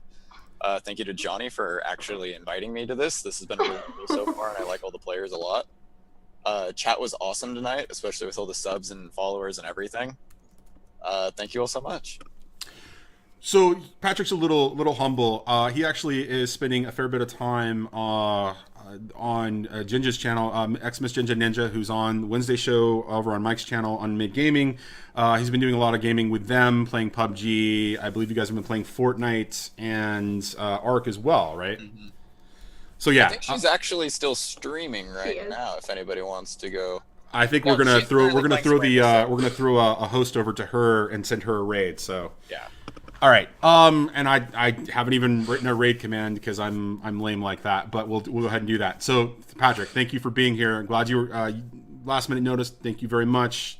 Looking forward to having you for this. And I'm interested to see the brother-sister dynamic because again, that is something entirely new to the 6/20 world. I think I have some pretty exciting ideas for this, so I think I have a lot too, but we couldn't discuss a lot today since we basically created his character 30 minutes before the stream. About. And we will continue to evolve with that. So I'm looking forward to see what you guys do. It's really, you guys have come together really quickly. It's awesome. All right, guys. So this is 6/20. This is the Tuesday crew. I'm going to ask them to come up with a name for next week so we can actually start calling them by name. 6/20 is a collaborative, experience of 3 games across 3 different channels now. We've got tonight's here, the Tuesday crew. On Wednesday nights, we're over on UnMadeGaming's channel, and they've got the Shroud. And there's a guest star situation happening because somebody from Phantom, who's on the Thursday crew on NotSoSpeedRuns, is going to come back over and. Yeah, I didn't fix that command, Mike. Thanks for doing that, though. NotSoSpeedRuns is Thursday night on his channel. It's all the same that time. It's all the different channels, and the world is shared, and this is a collaborative thing. And really, it's on Speedy and Mike that we are doing this at all. So go throw them some support, throw them some love. Let me go ahead and put those out in chat. Anyways, I am Johnny. This is the Video Store Cowboy channel. I am the GM for 6/20. There is a method to this madness. And we will be back here next week at 5 p.m. Pacific, 8 p.m. Eastern. What time is it for you, Volanda, wherever you are? It was 1 a.m. Oh, no. So you and Louise are sharing the burden that is... So being in the you. UK, yeah. Thank you for being here. It's awesome that you're doing that. Thank All you right, for guys. having us. Oh, absolutely. So guys, I'm gonna post in chat. We're gonna go raid Xmas Jinja Ninja. Did you see NotSoSpeedRuns raid call? No, I missed it. Look a little bit up in chat. It's perfect. Oh, it's so good. We're doing it. That's the one. I haven't. Yep. Where is it? How do you not see this? Because you know what? So one of the things, guys, I'm not seeing chat update for me for whatever reason. I'm looking at it in the dashboard, and I'm looking at it through Encore, Okay, and I'm definitely. I not just seeing reposted it in the Zoom chat. So did I.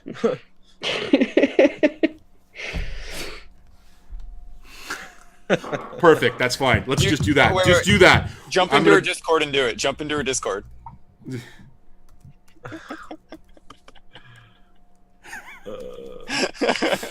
This is so amazing. All right, so guys, so go rate her. We're gonna go over there, and we're gonna say goodbye, and then I'm gonna go visit her in her Discord, and we'll see you guys next week. Okay?